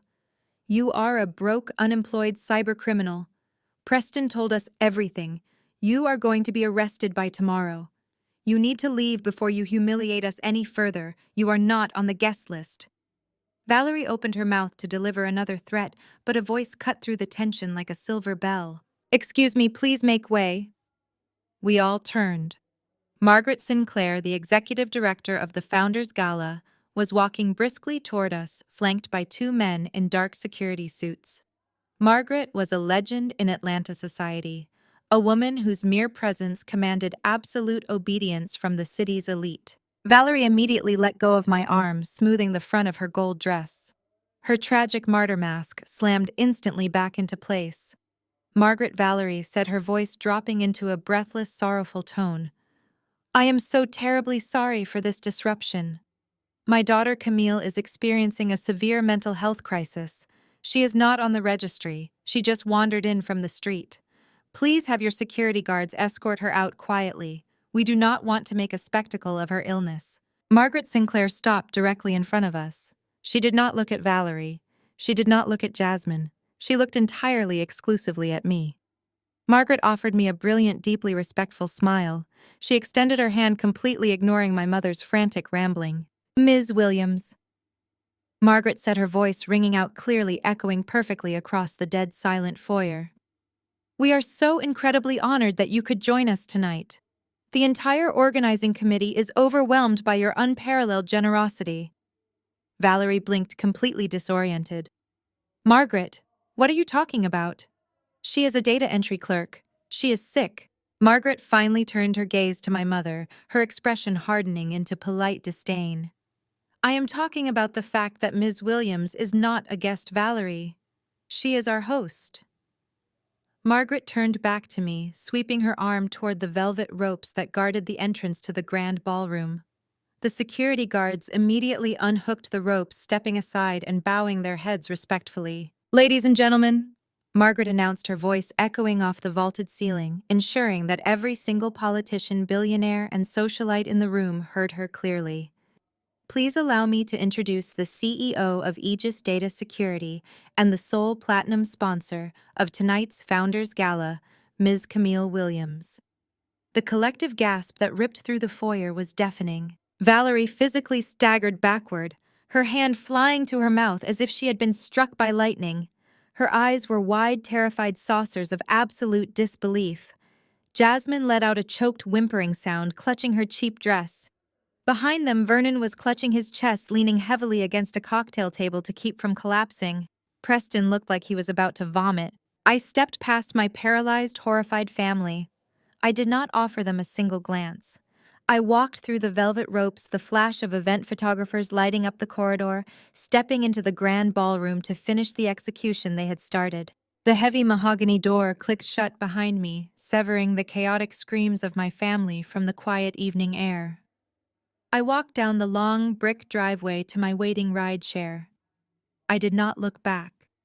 I knew exactly what was happening inside that dining room. The church elders were examining the wire transfers. Pastor Miller was realizing his youth center fund was gone. My father was desperately trying to calculate how to distance himself from his golden son-in-law. But I also knew Preston. A cornered rat does not surrender. A cornered rat bites blindly. He had exactly 48 hours before my holding company seized his building, and now he had the district attorney and the SEC breathing down his neck. He needed a distraction. He needed to discredit the source of the leak to save himself from federal prison. By Monday morning, the atmosphere in my Midtown penthouse office was electric. The hum of our server cooling systems matched the steady rhythm of my pulse. Malik was already at the conference table when I arrived, projecting the regional banking algorithms onto the glass wall monitor. The digital fortress we had built was operating flawlessly. Preston's accounts remained entirely frozen. The eviction clock was ticking down to its final 24 hours, a digital guillotine hanging directly over his head. "They are spinning a narrative," Malik said, handing me a tablet as I poured my coffee. "Your sister is working overtime on social media to control the damage." I glanced at the screen. Jasmine had posted a carefully curated photo of herself looking mournfully out a window, clutching a mug of herbal tea. The caption was a masterpiece of passive-aggressive martyrdom. "Sometimes the people you love the most are the ones harboring the darkest demons. I am praying for those who seek to destroy others out of pure jealousy. God removes toxic people from your life to protect your peace. Karma never misses an address." She tagged 3 different luxury wellness brands in the post, attempting to monetize her manufactured trauma. She knew the country club wives were already whispering about the foreclosure notices taped to my parents' door. The rumors were spreading through the elite suburban enclaves like wildfire. She was trying to paint me as a jealous, deranged sister before the church elders made a public statement regarding the missing charity funds. It was a pathetic, transparent attempt to control the social damage. Right on cue, my desk phone lit up with a notification from my personal voicemail. It was Valerie. I pressed play, letting her voice fill the pristine office. "Camille," Valerie began, her tone a chilling mixture of synthetic pity and absolute triumph. "We are deeply disturbed by your psychotic episode yesterday. Pastor Miller is praying for your soul, but we must deal with the reality of your actions. Preston has consulted with his top legal team. He understands now that your little data entry job gave you access to illegal hacking software. He knows you breached his secure servers to manufacture those fake documents you showed the church elders. Preston is a gracious, forgiving man, but he has to protect his business, his employees, and his family name. He is contacting your employer's Human Resources Department this morning to report your cyber terrorism. You are going to be fired, Camille. You will likely face federal hacking charges by the end of the week. We will not bail you out of this. You brought this absolute ruin upon yourself because you could not stand to see your sister happy. I hope losing your job is the wake-up call you need to repent." The voicemail clicked off. I leaned back in my chair and let out a slow, genuine laugh. The sound bounced off the glass walls of my office. It was a beautiful, spectacular miscalculation. For years, I had maintained a perfectly unremarkable cover story to protect my wealth from my family's relentless, parasitic greed. I told them I did mid-level data entry for a boring mid-sized supply chain management firm called Apex Logistics. They never bothered to ask questions. They never asked about my day, my promotions, or my projects, because the title sounded sufficiently mediocre to them. It fit their narrative of my inferiority perfectly. If they had bothered to run a simple corporate registry search, if they had spent 30 seconds looking into my life, they would have discovered that Apex Logistics was merely a tiny wholly owned subsidiary of Aegis Data Security, my company. Preston thought he was calling a faceless bureaucratic corporate entity to report a rogue entry-level employee. He thought he could use his polished, arrogant country club voice to intimidate a mid-level manager into firing me to save his own skin. He thought he was launching a preemptive strike that would render me unemployed and unemployable. My personal cell phone buzzed, an incoming call from an unknown number. I answered it, placing it on speakerphone next to Malik. "Hello, Camille." Preston's voice was sharp, arrogant, and dripping with malicious glee. "I just thought I should do the brotherly thing and give you a heads up." A heads up about what, Preston? I asked, maintaining a tone of mild confusion. "I just got off the phone with the Human Resources Director at Apex Logistics." He boasted, the satisfaction radiating through the line. "I informed them about your little hacking stunt. I told them exactly how you breached my servers to create those forged escrow documents. They took it very seriously, Camille. Corporate espionage is a massive liability. You should probably start packing up your desk. Security will be coming to escort you out of the building any minute now." I looked over at Malik. He was covering his mouth with his hand, his shoulders shaking with silent laughter. "You called my HR department?" I asked, injecting a slight tremor into my voice. "Preston, you cannot do that. I need this job." "You should have thought about that before you tried to ruin me." Preston sneered, his true vicious nature completely unmasked. "You are nothing, Camille. You are a bitter, lonely woman who tried to play a game meant for titans. By noon today, you will be unemployed. By tomorrow, you will be unemployable in the entire state of Georgia. I am going to make sure every corporate firm in Atlanta knows you are a cyber terrorist. This is what happens when you cross the family." The line went dead. He had hung up, reveling in his perceived victory. Less than a minute later, the frosted glass doors of my office slid open. Renee, my Director of Human Resources, walked in. She was a brilliant, no-nonsense corporate attorney who handled the internal affairs of my entire 300-employee operation. She was holding a silver digital tablet and trying very hard to suppress a massive grin. "Good morning, boss," Renee said, placing the tablet precisely in the center of my desk. "You are going to want to hear this immediately. I just received a highly escalated call on the external ethics hotline. It was routed from the public directory of our Apex Logistics subsidiary." I leaned forward, resting my elbows on the marble. "Let us hear the official record, Renee." Renee tapped the screen, and the crisp, clear audio of the recorded line began to play. "Yes, I need to speak to the Director of Human Resources immediately." Preston's voice echoed from the speaker, identically arrogant to the call he had just made to me. "This is Preston Hayes, CEO of Hayes Commercial Real Estate." Renee's professional recorded voice responded. "This is Renee Carter, Director of HR. How can I help you, Mr. Hayes? Please be advised this is a recorded line for corporate compliance and quality assurance." "I am aware," Preston snapped. "I am calling to report a massive criminal breach of corporate ethics regarding one of your data entry clerks. Her name is Camille Williams.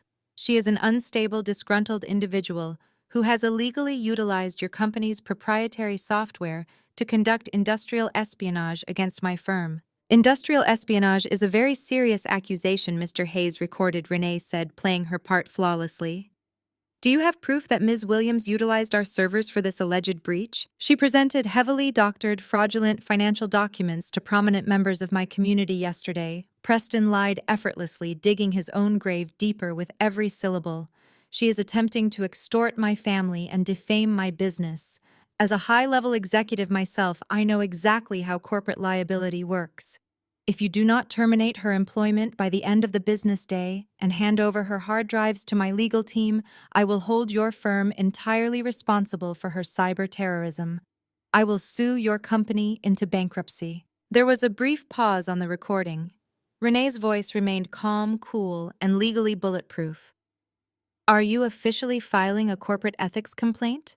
and stating on the record that Camille Williams hacked your servers to forge financial documents? I am stating it as an absolute fact, Preston declared proudly. She is an unemployable liability. You need to fire her immediately before I involve the federal authorities. Good day. The recording clicked off. The silence in the penthouse was beautiful. He called back 10 minutes later to leave a secondary voicemail on the general tip line Renee added, crossing her arms. He reiterated the exact same claims just to ensure there was a paper trail of his complaint. I stood up and walked over to the floor-to-ceiling windows. The Atlanta skyline stretched out beneath me, glittering in the morning sun. Preston had just handed me the final fatal nail for his own coffin. He was so blinded by his own arrogance, so convinced of my inferiority, that he did not even realize the magnitude of the trap he had just stepped into. He had intentionally contacted a corporate entity to file a demonstrably false report. He had committed textbook undeniable defamation with the explicit intent to destroy my livelihood. And he had done it all on a legally compliant, fully disclosed recorded corporate line. He was trying to build a narrative for the church elders.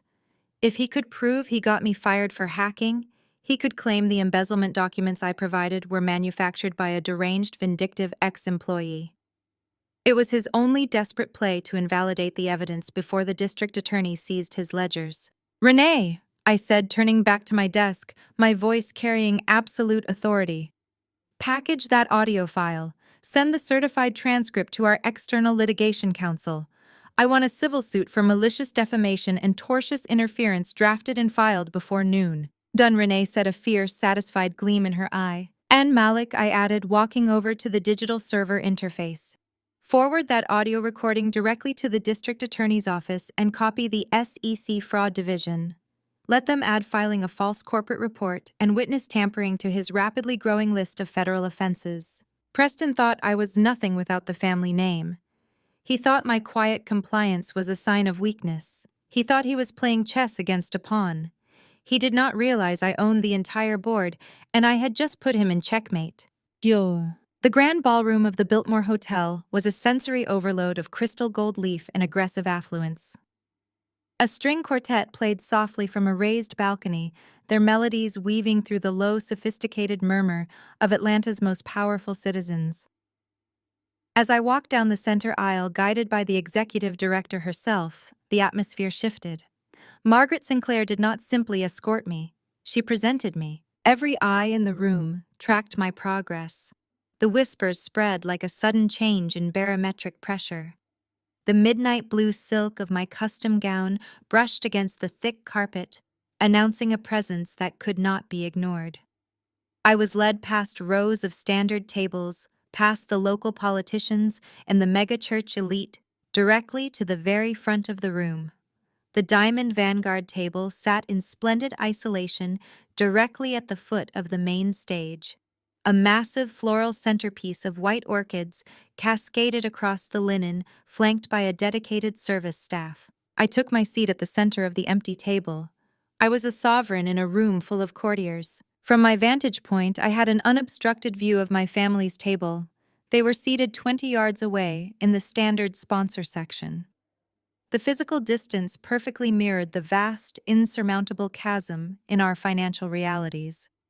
Vernon was gripping the edge of his table so hard, his knuckles were entirely devoid of color. Valerie looked as though she had been physically struck, her chest rising and falling in shallow, panicked breaths. Preston was leaning in, whispering frantically into Vernon's ear. I could read the desperate rationalization on their faces.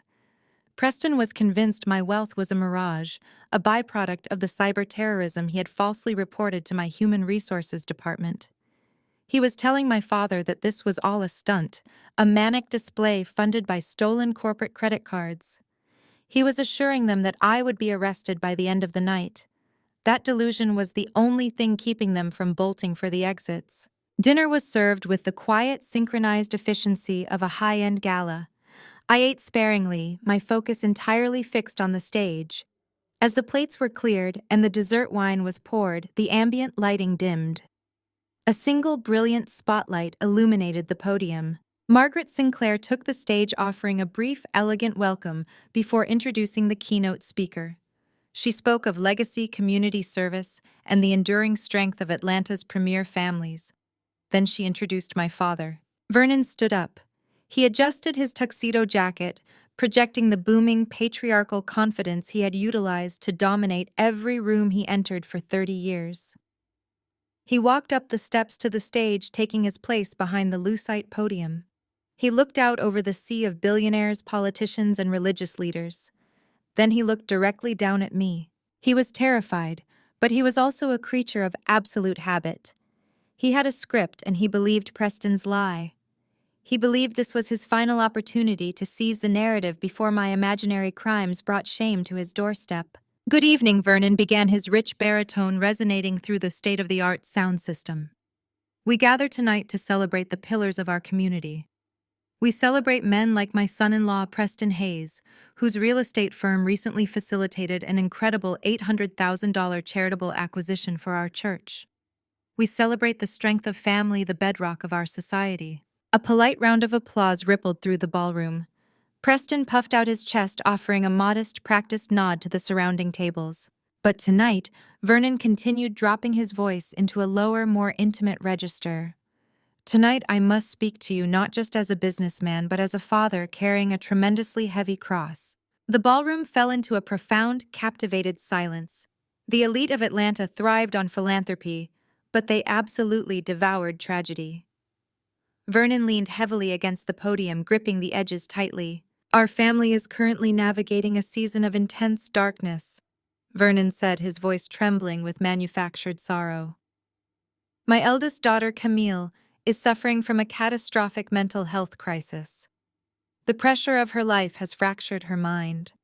She recently lost her job, and rather than accept our loving support, she has spiraled into a dangerous vindictive psychosis. She has turned her back on her own blood." I sat perfectly still, my hands resting elegantly in my lap.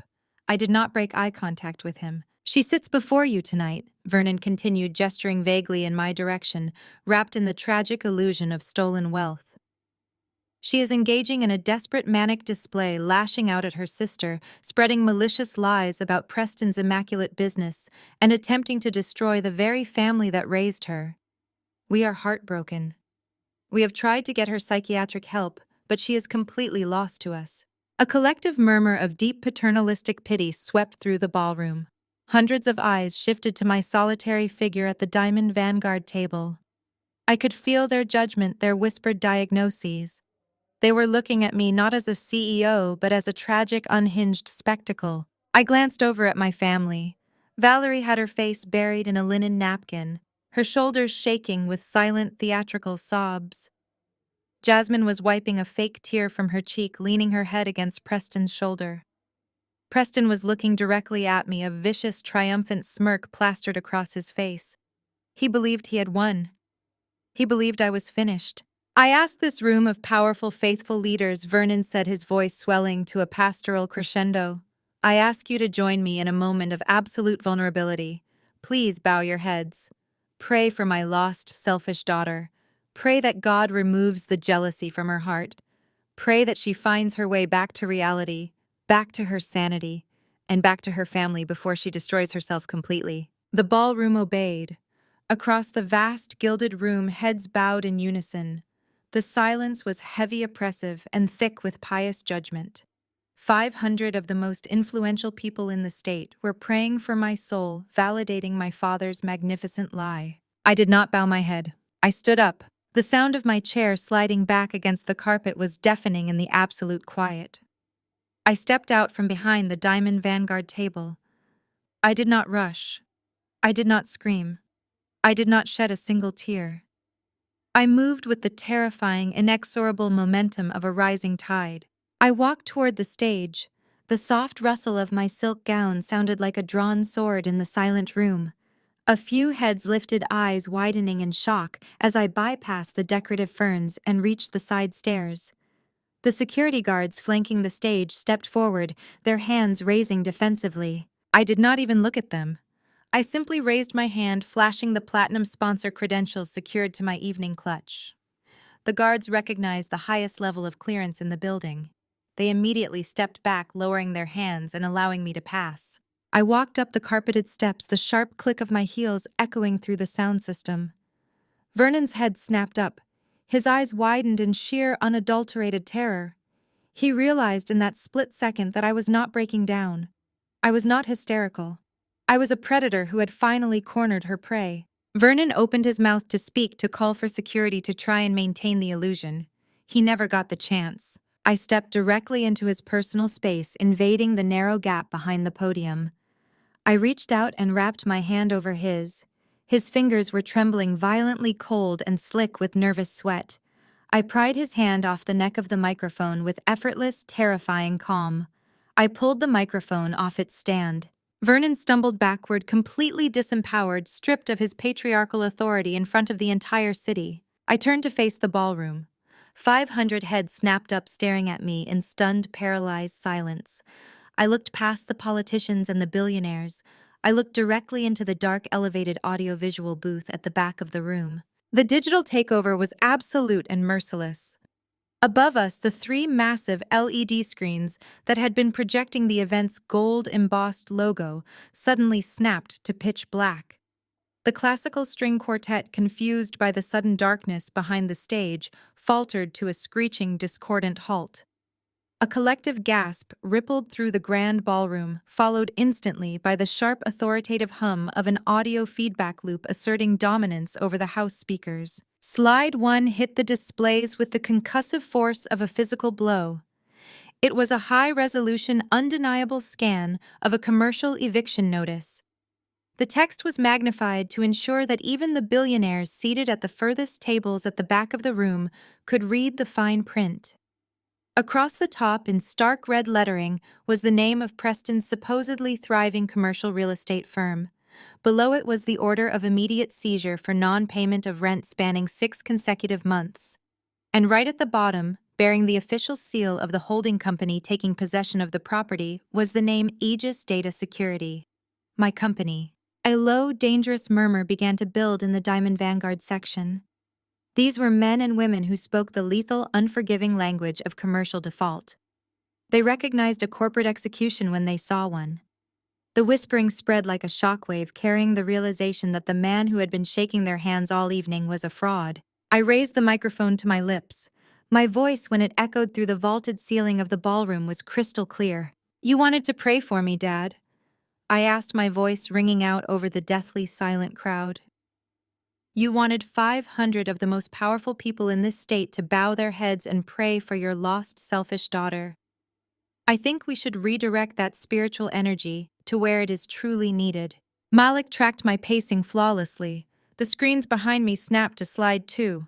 Projected in 10-foot-tall letters was a certified bank notice of default.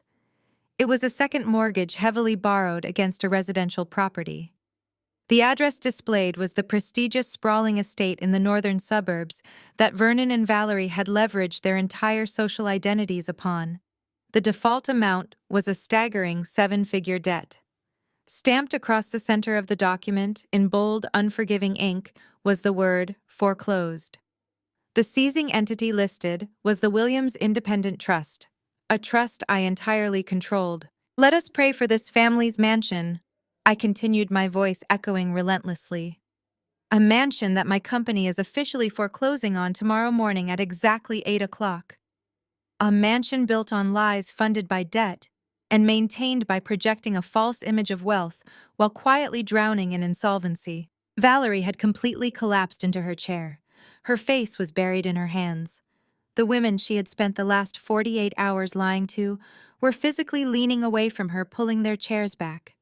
Jasmine was staring at the screens, her mouth hanging open, the fake tissue she had been using to feign tears now crushed uselessly in her fist. I took a slow breath and tightened my grip on the microphone.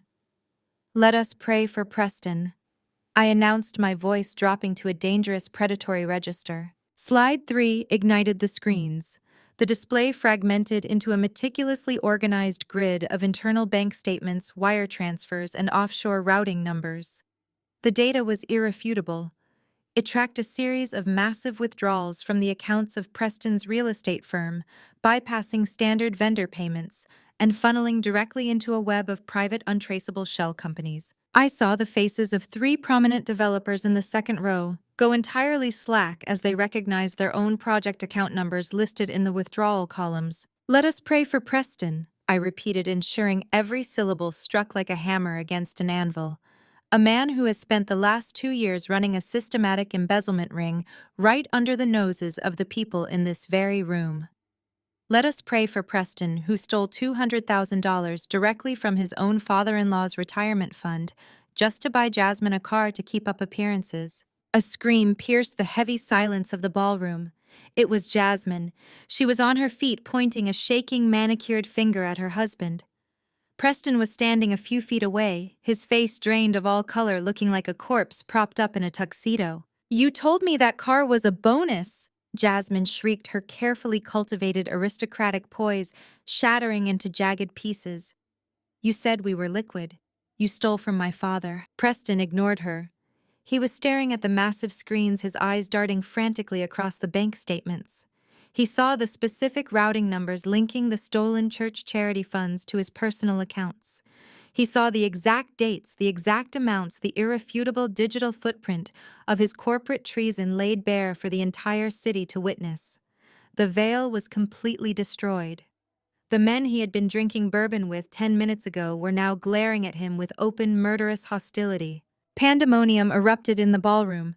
It did not start slowly, it exploded. The room dissolved into absolute, unrestrained chaos. Councilmen were shouting. Wealthy investors were pulling out their phones, frantically dialing their personal attorneys and forensic accountants.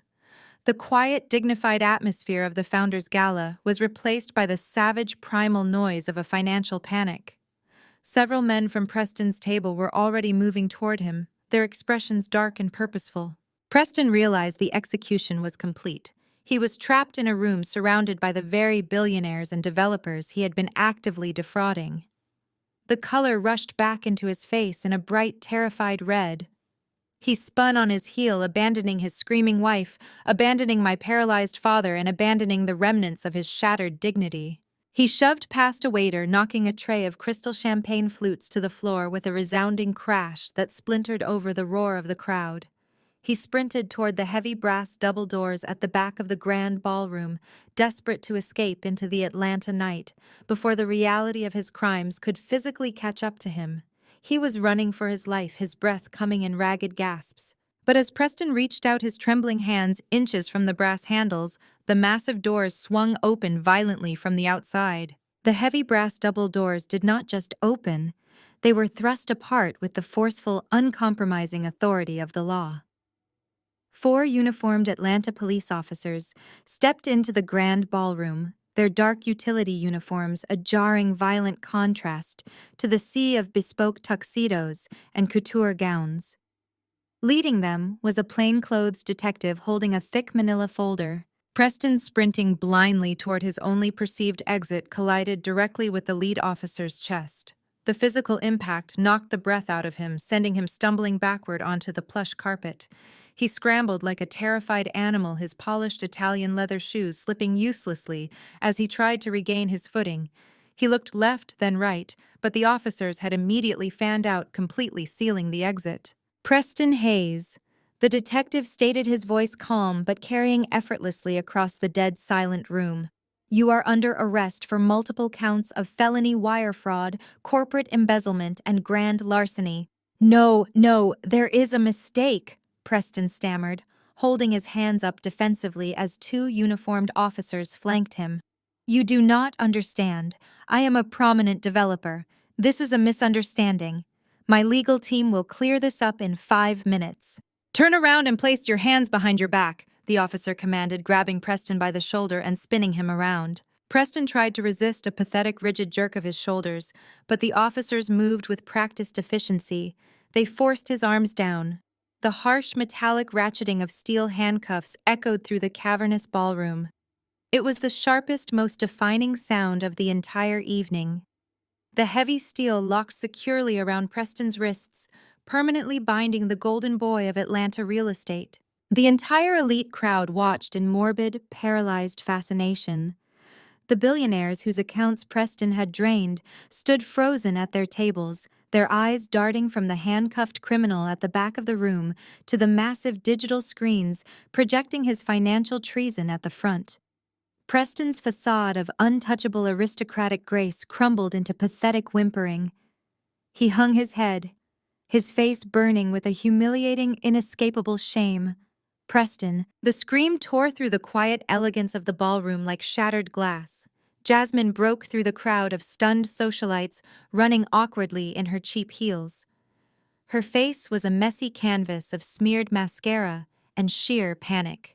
She reached the perimeter of the police formation, reaching out for her husband, but a heavy-set officer stepped squarely into her path, holding up a warning hand. "Ma'am, step back," the officer ordered. "You cannot take him!" Jasmine wailed hysterically, her voice echoing off the gilded ceiling. "He has not done anything wrong. We are victims here. My sister set him up. She is crazy. You have to arrest her." The detective did not even look in my direction. He simply signaled his men to move. They began marching Preston out the door, his head tucked down to avoid the hundreds of recording smartphones that had suddenly appeared in the hands of the city's elite. Jasmine spun around, her eyes wild and frantic. She searched the crowd until she found the one man who had fixed every single mistake she had ever made in her life. She spotted Vernon standing paralyzed near the center of the room. "Daddy, do something!" Jasmine shrieked, sprinting toward him and grabbing the lapels of his tuxedo. "Call your lawyers. Call the mayor. You play golf with the judge. Fix this right now. They are taking him away. They are going to take everything." Vernon did not move. He did not reach for his phone. He did not pull his weeping daughter into a comforting embrace. He physically deflated. The rigid, booming patriarch who had dominated boardrooms and family dinners for 3 decades simply ceased to exist. His knees gave out. He collapsed heavily into a velvet dining chair, his arms hanging uselessly at his sides. He stared blankly at the massive LED screens illuminating the stage. The foreclosure notice bearing his home address glowed relentlessly, casting a harsh white light over his gray, sunken face. Vernon realized in that exact moment that his social standing, his wealth, and his meticulously curated legacy were entirely destroyed. He had no lawyers left to call. He had no favors left to pull. The men he had played golf with were currently staring at him with open disgust, recognizing him not as a peer, but as a bankrupt fraud who had brought a criminal into their inner circle. He ignored Jasmine's shrieks entirely, his eyes dead and hollow, as he stared at the digital proof of his own ruin. I stood on the edge of the stage, watching the empire burn. The microphone hung loosely in my hand. I placed it gently back onto the podium. I had said everything that needed to be said. I turned and began to walk down the carpeted stairs, preparing to leave the ballroom. But Valerie was not ready to surrender. She was a woman who had survived entirely on her ability to manipulate the narrative, and she was desperate to assert control one final time. She rushed the stage area, intercepting me right at the bottom of the stairs. Her gold-beaded dress rustled loudly as she stepped directly into my path. The mask of the tragic martyr was gone, replaced by a frantic, pleading desperation. She saw that the patriarch was broken and the golden son-in-law was in cuffs. She realized that the daughter she had discarded and humiliated was the only person left in the room holding any actual power. "Camille, please," Valerie begged, her voice trembling as tears streamed down her perfectly contoured face. "You have made your point. You have shown everyone how powerful you are. Now please stop this. Call off your lawyers. Withdraw the foreclosure. We are your family. You cannot destroy us like this." She reached out her hands, shaking, and grabbed my arm. She tried to pull me into a maternal embrace, attempting to use the physical affection she had denied me for 30 years as a weapon to save her mansion. I stopped. I looked down at her hands, gripping the midnight blue silk of my custom gown. Then I looked up, meeting her frantic, tear-filled eyes. I felt absolutely nothing. No anger, no sadness, no lingering desire for her approval. The emotional tether had been completely severed. I pulled my arm away. The motion was smooth, deliberate, and entirely uncompromising. "I did not destroy you, Valerie." I stated, my voice as cold and clear as winter ice. I am just holding the mirror. You are the ones who broke the reflection. Valerie gasped, stumbling backward as if my words carried physical force. She was left grasping at empty air, her arms wrapping around her own chest as she sobbed. She was utterly defeated, surrounded by the wealthy elite who were watching her public dismantling with ruthless, calculating judgment. I stepped past her. The crowd parted before me like the Red Sea. Politicians, real estate moguls, and aristocratic matriarchs stepped back, clearing a wide, unobstructed path down the center aisle of the ballroom. They did not look at me with pity anymore. They looked at me with profound respect and a healthy dose of fear. They recognized exactly who had orchestrated the flawless surgical strike they had just witnessed. I walked down the aisle, my head held high, my posture impeccable. The heavy silk of my gown whispered against the floor, a quiet, victorious rhythm in the stunned silence of the room. Margaret Sinclair stood near the velvet ropes at the entrance. As I approached, she offered a slow, deeply respectful nod, acknowledging the shift in power that had just permanently altered the hierarchy of Atlanta. I nodded back, passing through the ropes and stepping out of the grand ballroom. I walked across the marble foyer, pushing through the heavy brass doors and stepping out into the warm, humid night air. The scene outside the Biltmore Hotel was chaotic but beautiful.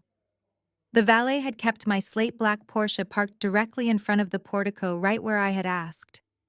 But the driveway was now dominated by 3 Atlanta Police Department cruisers. The flashing red and blue lights spun wildly, slicing through the darkness and illuminating the historic stained glass windows of the hotel facade.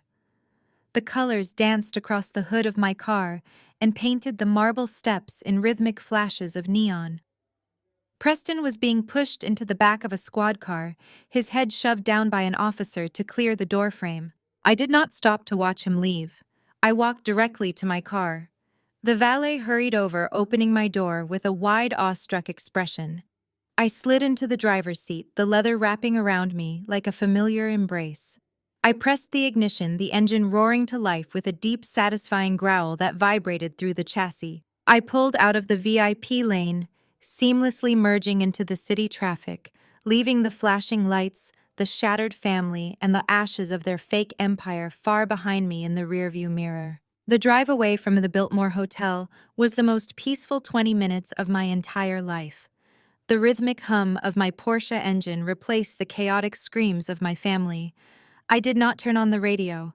I simply let the silence wash over me, a thick, protective blanket that finally shielded me from 30 years of relentless emotional abuse.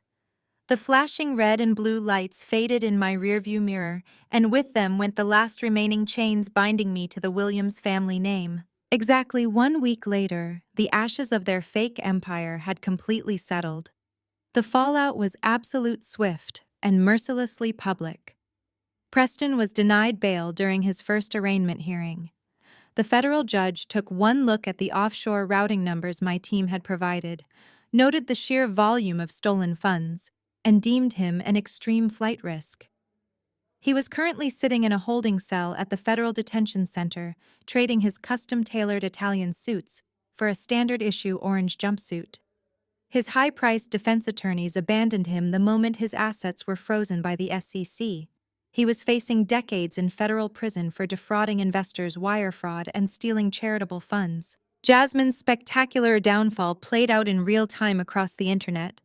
The moment the news of Preston's arrest broke, her carefully curated social media presence imploded. The luxury wellness brands she had tagged in her passive-aggressive posts dropped her within hours, issuing public statements condemning her association with stolen charity funds.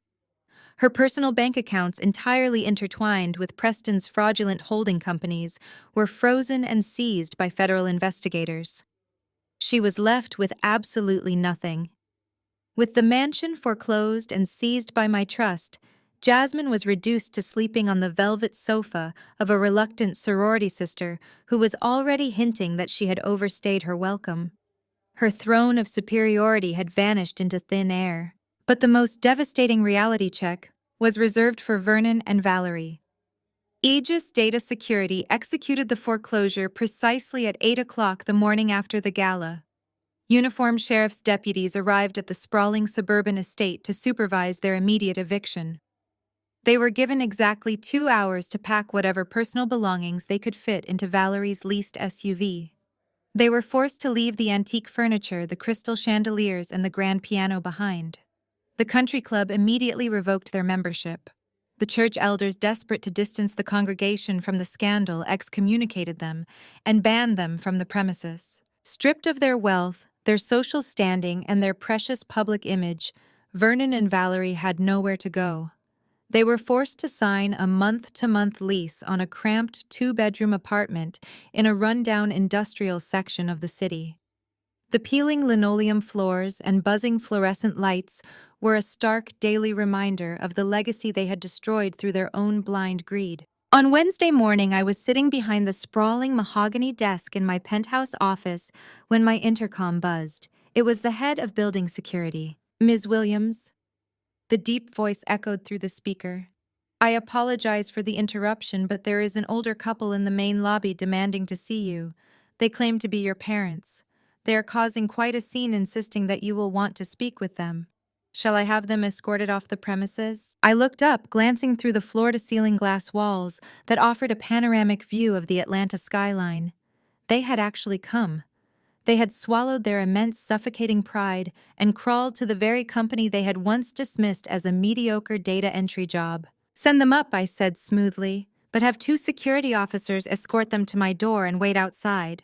5 minutes later, the frosted glass doors of my office slid open. Vernon and Valerie stepped inside.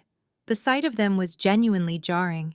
Vernon, a man who had never been seen in public without a bespoke suit and a fresh haircut, looked 10 years older. His shoulders were slumped, his face heavily lined with exhaustion, and he was wearing a wrinkled button-down shirt. Valerie looked completely undone. Her hair lacked its usual immaculate volume, her face was devoid of makeup, and the dark circles under her eyes spoke of sleepless nights in their new, unforgiving reality.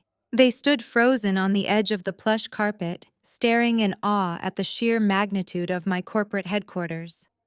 The humming server racks the glass conference rooms, the digital readouts tracking global security networks created an undeniable monument to my success. A success they had absolutely no part in building. Camille. Valerie breathed, taking a tentative step forward, her voice cracked heavy with genuine desperation. Your office is incredible. We had no idea. You never asked, I replied simply, not rising from my leather executive chair. What do you want? Vernon cleared his throat, desperately trying to summon the booming patriarchal authority that had once commanded our family. But his voice was weak, hollowed out by defeat. Camille, we need to talk as a family. The eviction, the apartment, we have nothing left. The federal investigators have frozen all our accounts pending the investigation into Preston. We cannot even afford groceries for the end of the month. That sounds like a personal financial crisis, I stated, leaning back and resting my hands on the armrests. I failed to see how that concerns Aegis data security. Valerie rushed forward, placing her hands flat on the edge of my desk. Real tears spilled over her cheeks, landing on the polished wood. Camille, please. We are your parents. We are blood. You have millions. You own this entire building. You can fix this with a single check. You cannot leave us to rot in that horrible apartment while you sit up here like a queen. We raised you. We provided for you. I let the silence stretch out, allowing the pathetic nature of her demands to fill the room. I looked at the woman who had spent my entire life making me feel invisible, and the man who had stood on a stage just 7 days ago and asked a room full of strangers to pray for my deranged soul. You provided food and shelter because the law required it, I said, my voice dangerously calm and utterly devoid of empathy. But you never provided love. You never provided support. Every accomplishment I ever achieved was dismissed because it did not fit your narrative. Every dream I had was belittled because it threatened your fragile manufactured image of superiority. We were just trying to push you to be better, Vernon pleaded, gripping the back of one of the guest chairs to steady his trembling hands. We wanted you to succeed. No, Vernon, I corrected sharply, dropping the title of father forever. You did not want me to succeed. You wanted me to remain small so Jasmine could look big. You did not want a daughter. You wanted a sacrifice to build Jasmine a throne. I leaned forward, locking eyes with my mother. The throne just burned, and I am not handing you a single dime to rebuild it. Valerie sobbed openly, burying her face in her hands. You cannot do this to us. You are our daughter. God commands you to honor your mother and father. I am honoring the truth, I replied, pressing a small silver button on my desk console. And the truth is, you bankrupted yourselves trying to maintain a lie. You chose Preston. You chose Jasmine. You chose the illusion. Now you get to live in it. The frosted glass doors immediately slid open. Two burly uniformed security guards stepped into the office, their expressions unreadable but their posture commanding. Ms. Williams, the lead guard, asked respectfully. My guests were just leaving, I said, picking up a digital stylus and turning my attention to a quarterly projection report on my monitor. Please escort them out of the building and revoke their access credentials at the lobby desk. They are not to be permitted on the premises again. Vernon opened his mouth to argue, but the security guard stepped forward, leaving no room for negotiation. He closed his mouth, his jaw trembling, and placed a hand on Valerie's arm. He guided his weeping wife away from my desk, leading her out of my office. They walked away completely broken, stripped of their power, their arrogance, and their illusions. The heavy glass doors slid shut behind them with a soft, definitive click, sealing them out of my life permanently. I sat in the absolute quiet of my office for a long moment. I waited for the guilt to arrive. I waited for the familiar, suffocating weight of daughterly obligation to crash down upon me. But it never came. Instead, my chest felt incredibly light. The air in the room felt crisp and clean. I stood up from my desk and walked across the room, pushing open the heavy glass door that led out to the private penthouse balcony. The warm Atlanta breeze swept over me as I stepped out into the sunlight. There she is, a warm, booming voice called out. I turned to see Aunt Denise walking out onto the balcony, holding 2 glasses of iced champagne. Behind her walked Malik, holding a tablet with our latest security analytics, and Jamal, my brilliant lead software engineer and closest confidant outside of work. This was my chosen family. These were the people who had stood by me when I was building my company from a cramped studio apartment, the people who celebrated my victories without jealousy and supported me without conditions. Aunt Denise had been the only relative who secretly funded my early tech seminars when Vernon had scoffed at my ambitions. Aunt Denise handed me a glass and pulled me into a fierce, genuinely loving embrace. I saw them leaving the lobby, she whispered, kissing my cheek. You did the right thing, baby. You protected your peace. I finally cut the cord, Auntie, I said, a genuine smile breaking across my face. We just closed the European contract, Jamal announced, raising his own glass of sparkling water in a toast. Aegis Data Security just officially went global boss. Malik grinned, tapping his tablet. And Preston's commercial properties have fully cleared probate. We own the deeds free and clear. I leaned against the glass railing, looking out over the sprawling, glittering expanse of the Atlanta skyline. The city stretched out beneath me, full of endless possibilities and completely devoid of the toxic anchors that had weighed me down for 35 years. The heavy burden of seeking my parents' conditional love was gone forever, scattered like ashes in the wind. I had walked through the fire of their rejection, refused to be burned, and forged my own crown. I had protected my peace, built an undeniable empire, and claimed the ultimate victory. I raised my champagne glass to the horizon, to my chosen family, and to the beautiful unwritten future that was finally entirely mine. Blood does not dictate your boundaries, and sharing a last name never obligates you to be a stepping stone for someone else's ego. The ultimate takeaway is the devastating power of silent resilience. When toxic relatives underestimate your worth, never argue or seek their validation. Let them be loud in their arrogance while you quietly build an unbreakable empire. True strength is not about screaming the loudest in the room. It is about confidently holding up the mirror so they are forced to watch their own delusions shatter. Protect your peace, cut the dead weight, and never apologize for wearing the crown you forged from the fires they started. If you have ever had to walk away from a toxic family to protect your peace, hit that like button, subscribe, and share your triumph in the comments below.